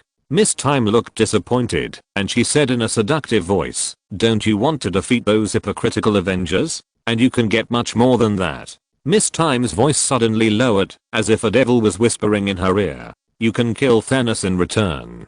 Want the Infinity Gauntlet? No problem, it's yours. The Throne of Asgard? No problem, it's yours too. And you, lady, after so many years of being on the run, desperate and lonely, do you want to wake up tomorrow morning with only happy memories in your mind? Seeing that both of them were silent, Miss Time threw out her final trick. If you two don't want to separate, that's fine too. The two of us? Yes, you two can live in the same timeline and live happily forever. It's crazy. A person and his counterpart live in the same timeline, but he can do it. Stark, if what the artificial intelligence said is true, I know what you want to ask. Tony said with a serious face and frowned. I can't give you a suitable explanation. This is crazy. Selves from different timelines are pulled into the same timeline. When Hikari heard this crazy idea, his mind was like the Big Bang, and inspiration burst out instantly. Although the Kingdom of Light is powerful, it still has a shortage of manpower when encountering some powerful enemies.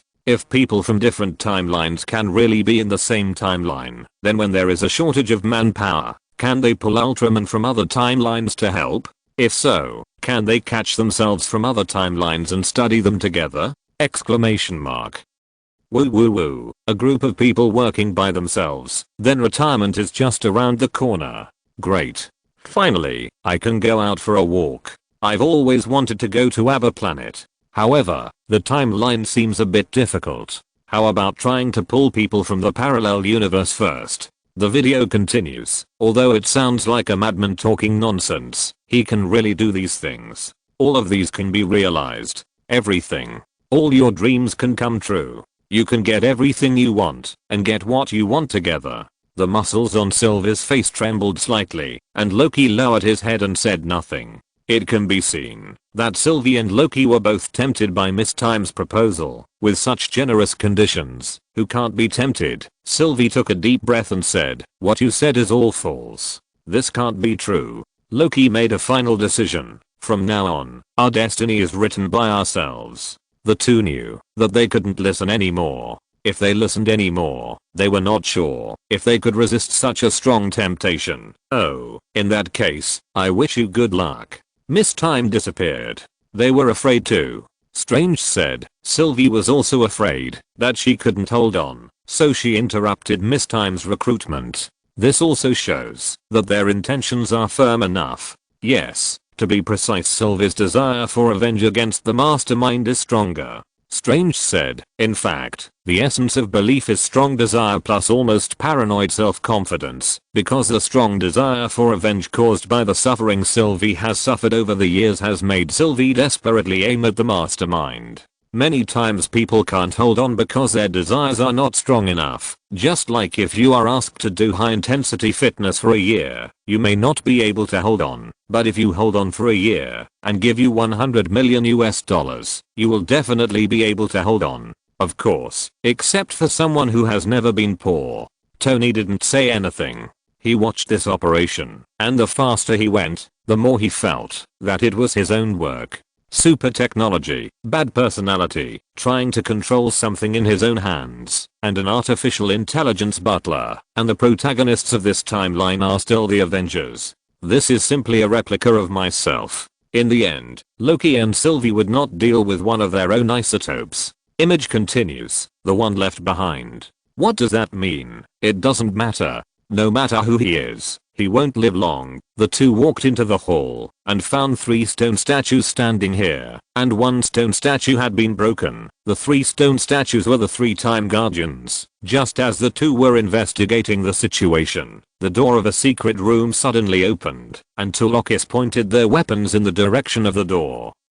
The other party turned out to be a black man in green and purple robes. The black man was holding an apple in his hand. When he saw the two, he stood up excitedly and said to them, "It's so exciting, you two, the same person, is a bit unusual," but the black man exclaimed in admiration, then took out the apple and took a bite. The one left behind. Brothers, let me tell you something. The novel has been reversed, that is, some of the previously free chapters have become paid. Let me say first that this is not my business, so don't scold me. Chapter 196 Technology and Magic. Is this guy the mastermind? No way. He doesn't look like the final boss. Could this guy be a stand-in? Many big names in real life have their own stand-ins. At this point, Peter turned his eyes to Tony. "Don't look at me." Tony said, "I don't have a stand-in. Maybe he just likes this look." Tony continued, "Many senior programmers also dress very casually, wearing slippers, short sleeves and shorts to go to work, but their level is much better than those who wear suits and ties. Maybe he likes to dress up as a rapper?" The video continues, "It still calls me the legacy? Well, it doesn't matter." The black man took a bite of the apple and said, "Let's go to my office to talk." The two looked at each other and followed the black man into the elevator. The black man chewed an apple and turned his back to the two people and asked without hesitation, "Do you think I'm completely different from what you imagined? Are you an ordinary person?" Loki and Sylvie pointed their weapons at the black man. Although the other party behaved like an ordinary person, the two did not dare to let down their guard at all. An ordinary person with flesh and blood. The black man did not mind the swords in Sylvie and Loki's hands and said casually, "Are you disappointed? No, it's easier to kill you this way." As soon as the voice fell, Sylvie swung a knife, and the black man's figure flashed and instantly teleported from in front of Sylvie to behind the two people. Next, it was time for the other party to show off his skills. Sylvie turned her head to look at the black man and was about to draw her knife to chop him, but the other party instantly moved behind Sylvie, and then Sylvie chopped him with a knife, and the blade cut into the wall, and the black man disappeared. This Loki and Sylvie looked at each other, and at this moment, a ding sound rang, and the elevator arrived. The elevator door opened, and the black man stood in front of the elevator door with a half-eaten apple, smiling, and said to Loki and Sylvie, "Come in." Loki and Sylvie looked at each other, knowing that this was a tough guy, and walked in with weapons in hand, full of vigilance. The black man didn't care about their actions at all, holding a cup of coffee in his hand and pouring a cup of coffee for each of them and added sugar. "Please sit down." "Loki, what kind of magic did that guy use?" Exclamation mark.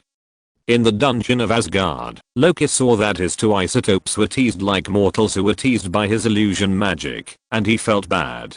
Tony Stark, I think it should be a technological means. Ultraman Hickory, space technology, although I don't know the specific principles, but I can analyze it a little. Ultraman Hickory, the other party should be carrying a certain kind of equipment, which is roughly composed of 3 functions. First, space jump equipment, which allows the user to have the ability to move instantly. Second, the early warning system. When the system predicts that someone or something will attack the carrier, it will sense the attack and then activate the space jump device to transport the carrier to a safe area. Third, the mind-controlled device uses brain waves to manipulate the space jump function and actively activate the space jump.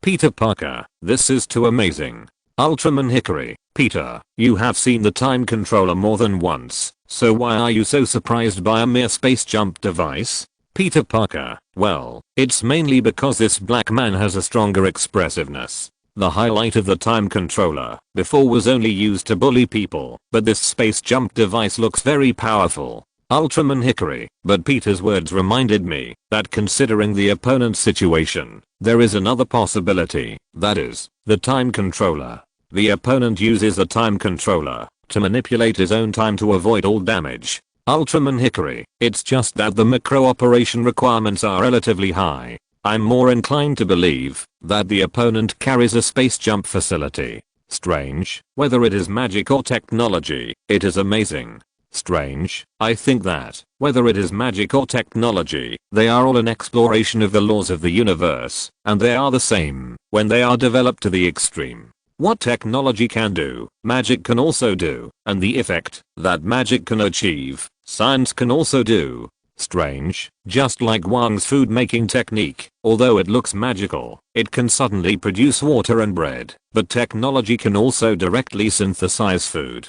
Tony Stark, there is indeed a project to synthesize food, but the synthesis process may not be as fast as your food making technique. Strange, each has its own advantages and disadvantages. Magic and technology have their own advantages. There is no need to force one and suppress the other.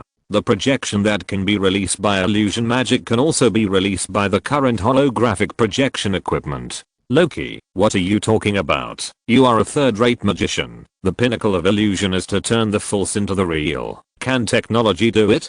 Tony Stark, then technology can also extract a timeline.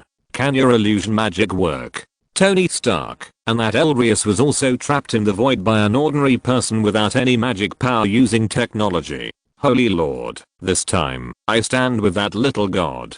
Magic can communicate with the black air and comprehend the mysteries of heaven and earth. What's the use of the things that you humans use to tickle? It is because of your human technology that my world is heading for destruction. Tony Stark, that's just that the development of technology in your world is not enough. Can you deal with water drops? Tony Stark, by the way, you country devil doesn't seem to have seen water drops. It's just an alien probe, but it can smash more than 2,000 star-class battleships. Tony Stark, there are also light particles, which are weapons, that can easily destroy a star, that is, a sun. Tony, stop talking here. This demon doesn't even know what a star-class battleship is, and maybe he doesn't even know what a spaceship is. Isn't it boring to talk to him about this? It would be better if a more shocking technology scene could be played. The speaker is unintentional, but the listener is attentive. In the demon hell, several demons remembered these words accurately. Water drops. Light particles. ZHU Lan stuck out his tongue, thinking about what kind of weapon could achieve such an effect. I don't know what the difference is between the star-class battleships they are talking about and the ones I fought back then. ZHU Lan said, if it was the ones I fought back then, there would be no problem, but the weapons called light particles are really too terrifying. Just technology, what's there to care about? Zhang Su said disdainfully, just human stuff. Even when dealing with the rebellious son of the Holy Lord, human weapons are no different from toys. Zhang Su, I once said that you are too arrogant and too arrogant. Zimu said, don't forget, you were sent in by that group of trash and traitors. Zhang Su retorted mercilessly, that was my carelessness. Besides, those humans still use the magic left by those 8 guys. They are just a group of weaklings protected by righteousness. The Holy Lord did not speak, but thought in his heart that maybe he and his black gas creatures could not deal with Jackie Chan, but human weapons might be able to, as long as he can win. The Holy Lord doesn't care what method he uses. As long as he can survive, the Holy Lord doesn't care about face or anything. It is an absolute pragmatist. However, Human technology does not pose any threat to them. Some alien creatures that invaded the Earth at the beginning also used technology to create things, but they were easily destroyed by them. However, as for the creation that can blow up the sun, this still needs to be paid attention to. If you're listening to this novel on a channel other than Fanfic World, it means they downloaded and uploaded it without effort. We cordially invite you to visit our channel, Mundo Fanfic Novelos. There you'll find the original version of this story and you can explore many other novels of various genres. We're waiting for you to immerse yourself in a world of incredible novels. Chapter 197. Killing is better than destroying one's heart. The video continues. This time the video is exactly the Time Administration Bureau. Female Judge Ravna was sorting out the documents, and at this moment, her door rang. "I told you not to disturb me," the female judge said without even turning her head. "Then I guess you don't want to see me." Hearing the familiar voice, Ravna shuddered and turned her head to see that it was her old colleague, the senior agent of the Time Administration Bureau who was cut by her own order, Mobius. Mobius saw the incredible expression on Ravna's face when she turned her head and deliberately said, "He's back." Ravna smiled and said, "If anyone can come back alive from the void, I think that person must be you. It's a hopeless void for some people, but it's a piece of cake for some people." After that, Mobius took out the cutter. "So, are you going to cut me out?"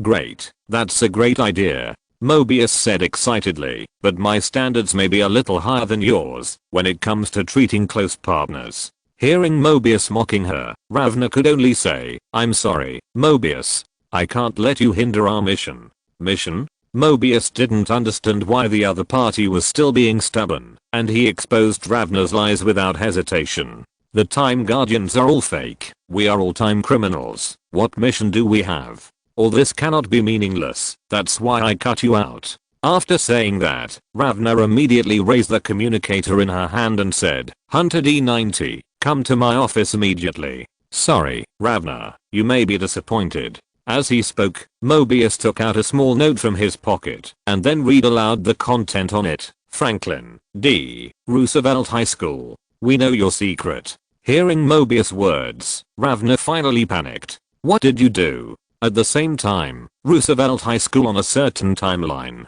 The previously defected Hunter B-15 is avoiding the pursuers. Rather than being a pursuer, it is better to say that they are leading them to a certain place. "Surround this place." "I found her." When the pursuer D90 trapped B-15 in a small room, D90 showed a triumphant expression, just like a hunter who successfully caught his prey. He said with a triumphant smile, "Surrender, B-15. You have to listen to me. There will be a time for you to say it." Wait. Just as the two were confronting each other, a woman came out. "What's going on?" D90 saw the other party and subconsciously shouted, "Judge Ravna? What? Who are you? What are you doing in my school?" D90 was confused. Seeing this, B-15 finally showed a triumphant smile and said, "We still have a lot to talk about." Great. Peter saw this and cheered. Now more people know the truth about the Time Management Bureau, and there will definitely be more people who will come together to expose the Time Management Bureau's lies. If there are no accidents, it will only be a matter of time before the Time Management Bureau is destroyed. The video continues. This time, the video once again returned to the time castle. The black man said to Loki and Sylvie, "It's not easy to get here, is it? Hiding from the devil, through hardships. And you?" The black man said to Loki, "You are like a flea on the back of a dragon. No matter how bumpy the dragon is, you still persevere to the end. I respect your efforts." Looking at the other party's provocative expression and the condescending tone, Loki felt extremely unhappy. "I don't know if you understand the situation now. You lost. We found you. Of course, you found you." The black man's face did not change, as if he was saying that he had just eaten an apple. Seeing this, Sylvie was completely enraged by the other party's attitude. She slashed with a knife, and the other party's figure instantly appeared in another place. The knife fell and missed. Ha ha ha ha. The black man laughed at Sylvie unscrupulously, as if the scene in front of him was just a performance to please him. "Should we continue?" The black man took out a folder, pulled out 2 pieces of paper and said, "We have to make it clear. You can't kill me, because I already know what's going to happen. Sylvie stared at the black man's face, which looked like he deserved a beating, while Loki picked up the file and started reading it. This time, Loki recalled the scene in the Time Management Bureau. At that time, he was also dominated in this way. Yes, everything Loki said before was on this piece of paper. It was like a script. Okay, it's just a trick. Loki already knew it in his heart, but he still refused to admit it. Well, aren't you wondering how I escaped before you made your move? Of course not, because you have a time controller. Right. The black man swung his body exaggeratedly and continued, but how can I input the things I need in advance, so that you can't kill me? The answer is simple. I know everything. I know everything. I saw what you did on Lamandis. I know everything that the Time Administration doesn't know, all the conspiracies, all the conversations. Your little eyes by the lake were so tender and touching. I was moved.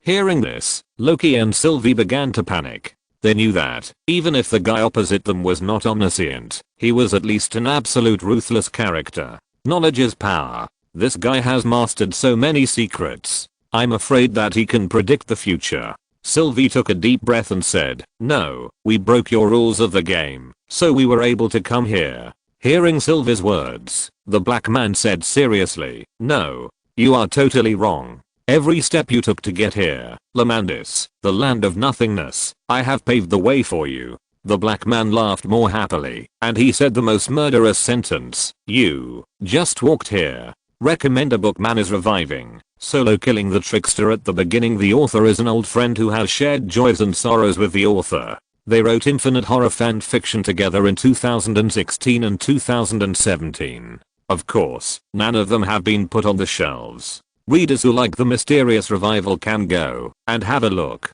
Chapter 198, The Betrayer.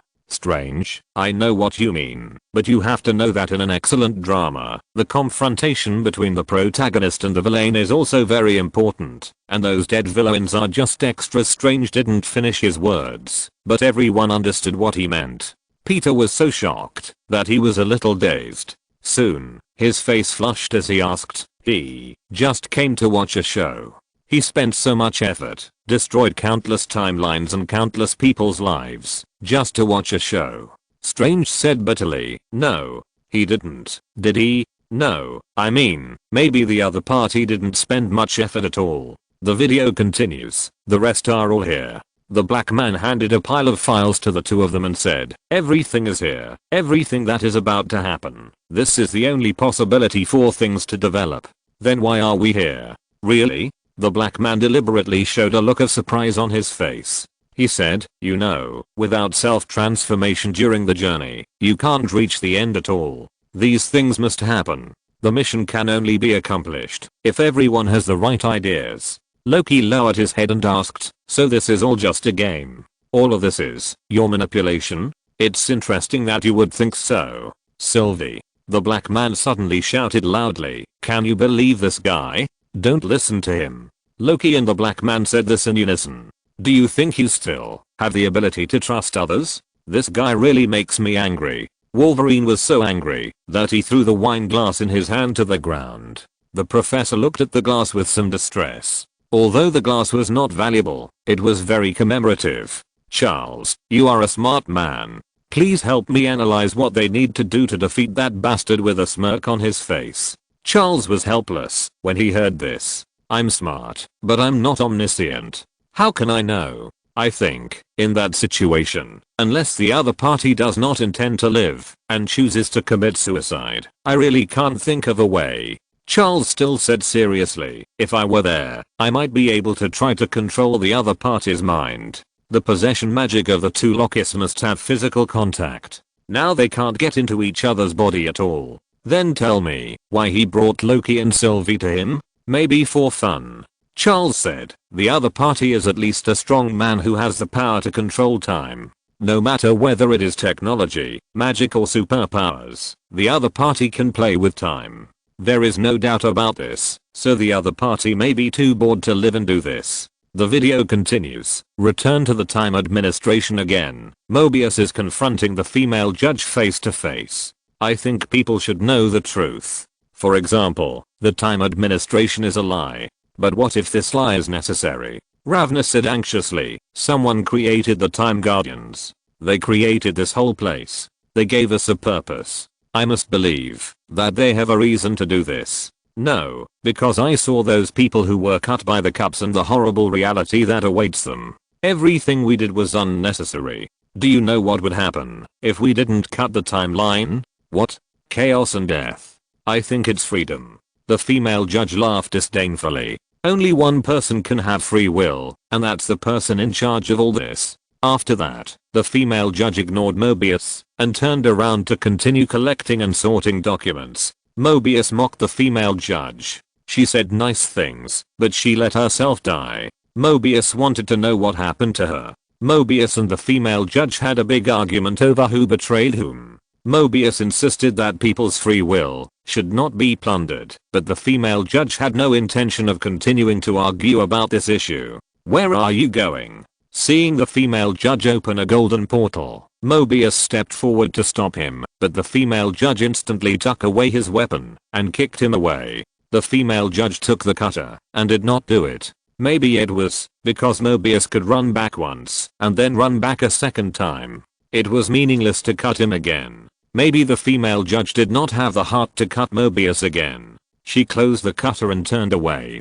This guy's planning to betray the Time Administration and run away. Bruce looked at the female judge on the screen, frowning and said, but where can she run to? Yeah, and didn't that black man say that he was omniscient and omnipotent? If that's true, could it be that he arranged the betrayal of the female judge? It's really possible. Hikari said, let's change our perspective. Suppose the black man's ability is really unlimited. He has lived for countless years and is tired of living. He also has endless power. Then the betrayal of the female judge may just be another drama. The second hypothesis. Bruce Wayne said, the female judge really betrayed, and this is beyond the control of the black man. Then a more terrifying fact will emerge. I'm really busy today. My third uncle had a car accident a few days ago. He wasn't seriously injured, just a broken hand. I finished the tutoring class for junior college to undergraduate today and went to visit my third uncle in the evening.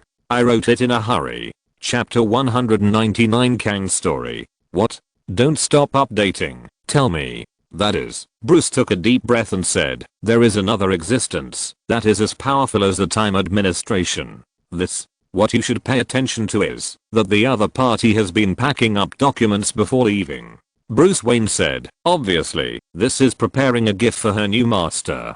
Betrayal is very common among spies. In order to gain the trust of the new master, the spy will prepare a gift as a meeting gift, which is the so-called Pledge of Allegiance. A top secret document of the former organization, the head of an important person, or other valuable things. The female judge betrayed the Time Administration and defected to another organization. This organization must be at least as powerful as the Time Administration. Otherwise, the female judge's defection is meaningless. Wanda, this has suddenly become a spy movie.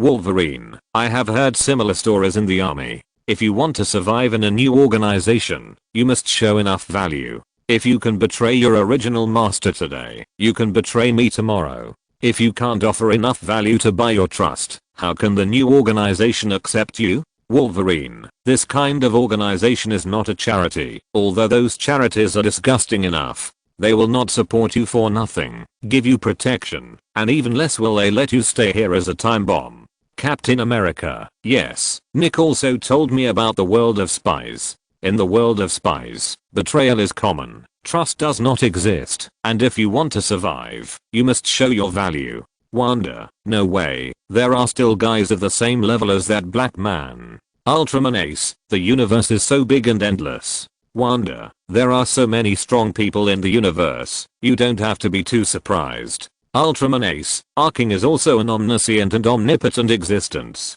The kingdom of light. When the king of Ultra saw Ace say this about himself, the corners of his mouth curled up slightly, and he looked quite happy. Those who think that King Ao's character does not fit in, please watch the mini drama. Video continues. I know that you are morally opposed to what the Time Administration Bureau does. The black man put away his previous expression that asked for a beating and said seriously, my methods are also deceptive, but this mission is real. Without me, there is no Time Administration Bureau. The black man's expression suddenly became a little heavy, and he said in a serious tone, everything will be destroyed. Then what are you afraid of? Myself. Who are you? Many people have given me many names. Conqueror, ruler, relic, bastard, but the meaning behind my name is not simple. My name is Kang. Kang operated an instrument in his hand, and soon a holographic projection was released. Many years ago, there was no time administration. An isotope of mine lived on Earth in the 31st century. He was a scientist, and he discovered that there were multiple universes above his world. At the same time, other versions of us also realized this, and then naturally, they communicated with each other. For a period of time thereafter, the parties coexisted peacefully. Of course, this peace was actually self-indulgence. The Kangs communicated with each other, knowledge, technology. These universes shared knowledge, and learned from each other.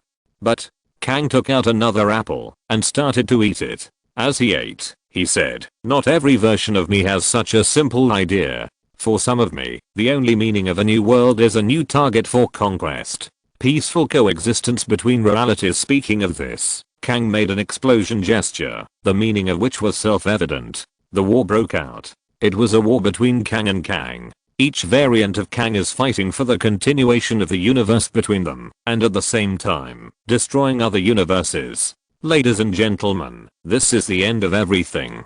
Hearing this, Sylvie said sarcastically, then the Guardian of Time appeared and saved everyone. Amen. Kang deliberately dragged his voice and said, no, no, no, what happened next is different from what the doctrine preaches. The original isotope encountered a creature, condensed from the grief of reality, which can devour space and time by itself. You all know this creature. Elias. That's right. Kang continued, I harnessed the power of this beast, and began to experiment with it. I turned it into a weapon, and then I ended this multiverse war. After isolating our timeline, all I have to do is manage the flow of time, and prevent other branches from appearing. Therefore, there is a Time Administration Bureau, and therefore there are Time Guardians. Kang Yu was also excited. He climbed onto the table and shouted, as a result, there has been cosmic peace for several eras. You're welcome. This story sounds so familiar. Haven't we heard similar stories before? Isn't it? Isn't this a disguised version of the Dark Forest? A war broke out between the Kangs. Each Kang destroyed other universes in order to protect his own universe and develop technology. Hikaru said, why must these problems be solved through violent means? They are all the same people. Can't the Kangs unite to defeat the evil isotope? Hikaru, this question is more complicated. No, I know it very well. Hikaru said, originally everything was peaceful. This was the bright age of the Kangs. Later, an evil Kang opened the door to war, and all detected universes were swept into Kang's war. The Kangs are afraid that their own universe will be destroyed, so they can only destroy the Kangs in other universes. Kangs are also worried that a stronger variant will be born in the future before their own universe is born, and then destroy themselves. So they can only destroy the universe that does not pose a threat to prevent becoming the prey of other Kangs. Could it be that the Dark Forest is the true form of the universe, and our universe has not entered the darkness only because of the emergence of the Kingdom of Light? Listening to Hikaru's words, everyone was powerless to refute, but Thanos asked another question. Thanos, compared to the Dark Forest, I care more about the information revealed by Kang. From the information he revealed, this guy has no ability to converge the timeline of the multiverse. My choice of Ultraman King's character is from the Xiaomengaiden, the old naughty Ultraman King in the Dark Armor of Revenge. He is very naughty, very reliable, and very high class. Chapter 200 Choice. Tony Stark, because he said to isolate the timeline, right? Thanos, that's right. Thanos, now I can be sure that this guy absolutely has no ability to converge the timeline of the multiverse. All he can do is to isolate the timeline of his universe from the timelines of other universes. Thanos, I thought he would be a strong man, but he turned out to be just a coward hiding in his tortoise shell and trembling. Thanos, I'm really disappointed. Wanda, how did you see that? Thanos, child, he himself has admitted that he isolated his own timeline. This is already a manifestation of avoiding war. He is afraid that other Kangs will come to kill him. Ultraman Hickory, the case has been solved. Why did Kang establish the Time Management Bureau? Why did the Time Management Bureau cut off all branches? Ultraman Hickory, I understand all this. Ultraman Hickory, because Kang wants to keep the timeline forever single. Only in this way can Kang keep his own timeline independent of the multiverse. Otherwise, as long as there is a time fork, the pattern of independent timelines will be broken. Bruce Wayne, then, that Kang will be found by other Kangs. Wolverine, but what is the relationship between the emergence of new timeline branches and the multiverse? Ultraman Hickory, two possibilities. Ultraman Hickory, first, different timelines will give birth to different Kangs, just like Loki and Sylvie. Kang cannot guarantee whether an evil Kang will be born in his own timeline. Ultraman Hickory, second, Kang's ability to isolate his own timeline, that is, the sacred timeline, is actually limited. As long as this upper limit is exceeded, the isolation of the timeline will completely collapse, and Kang will be exposed to the multiverse. Ultraman Hickory, let me describe it to you briefly. Kang's timeline is a circular waterway. The water in this waterway is constantly circulating, and no other water source enters this waterway. But the branching of the timeline is like letting a waterway branch out. Once it branches out too much, it is possible to contact other waterways. Then, the consequences of Kang are self-evident. Loki, humph, it seems that this Kang is also a liar. Loki, what is the war that ended the multiverse? He is just afraid. He escaped. He is a coward. Loki, regardless of whether the war in the multiverse is over or not, this Kang cannot be the winner. He just hid himself. Those evil isotopes of Kang may still be alive. Hearing this, everyone suddenly felt a headache. Although this Kang was very good in the mouths of several people, he was at least a ruthless person who could directly attack the timeline. There are not only many such ruthless people, but also extremely evil. Everyone still had some ideas in their hearts. To deal with such an opponent who played with the timeline, they should at least be able to manipulate time. Thinking of this, everyone began to discuss how they would deal with this Kang if he came to their world. If Kang invades our world, then I think the most likely place to be invaded is Tony's universe, that is, the Avengers universe. Hickory said, there are Avengers and Loki in Kang's timeline, so Tony, you, Doctor Strange, and Wanda's universe are the most likely to give birth to Kang. The people named did not deny that this was the fact. The second is Peter. Although there are no Avengers in Peter's universe, Peter said before that he has a strong sixth sense of omen. The Spider-Man boy who appeared before is his variant, so Peter's universe is the second most likely to be invaded. Next, the universe where Constantine, Bruce Wayne, and the Lord and Mr. Logan are located is the third most likely to be invaded. Bruce Wayne has already started thinking about the plan to deal with Kang. Constantine has a nonchalant expression. Kang? Conqueror. Okay, you go and conquer God and Satan. I surrendered when you conquered them. If you can cure my cancer, I can be your guide or something. Devil's hell. An enemy who manipulates the power of time. The few demons who were still clear-headed were really serious. That human himself doesn't have any special powers. Zemu said, he just relies on a special prop. As long as we can remove the equipment on him, we can crush him like crushing an ant. How do you remove his equipment? ZHU Line asked coldly. He can predict the actions of the two false gods. As long as you give him enough time, he can also predict your actions. What if he is just an ordinary human with no power when dealing with an enemy who has mastered time? Knowledge is power, and omniscience is omnipotence. The video continues. You are here to fight against the demons, right? Kang jumped down from the table and said, guess what? I'm protecting your safety. If you think I'm evil, you'll understand when you see my variants. Sylvie and Loki looked at each other. Seeing that the two remained silent, Kang suddenly laughed.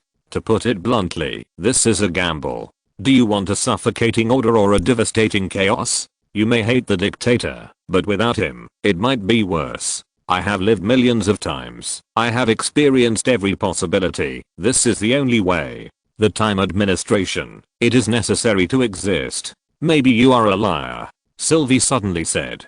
Kang had an expression of watching a play. Although he already knew the development of the next plot, he still wanted to continue this play. So you want to continue to cut innocent timelines? Hearing Loki's question, Kang suddenly pointed his finger at the two of them. Leave it to you two. Seeing the two people's puzzled expressions, Kang shook his body like a person with ADHD and said, there are two choices now. 1. You kill me and destroy everything. You will face more than one demon. There will be countless. Or, you two take over everything. You are lying. Loki said without hesitation. Why do you want to give up being in charge of all this? Hearing this, Kang was silent for a long time and said, brother, I'm tired. I'm old too, much older than I look. This is a young person's game. Be full of desire. I've experienced countless possibilities, trying to find a suitable successor, and the result is actually two people. That's you two.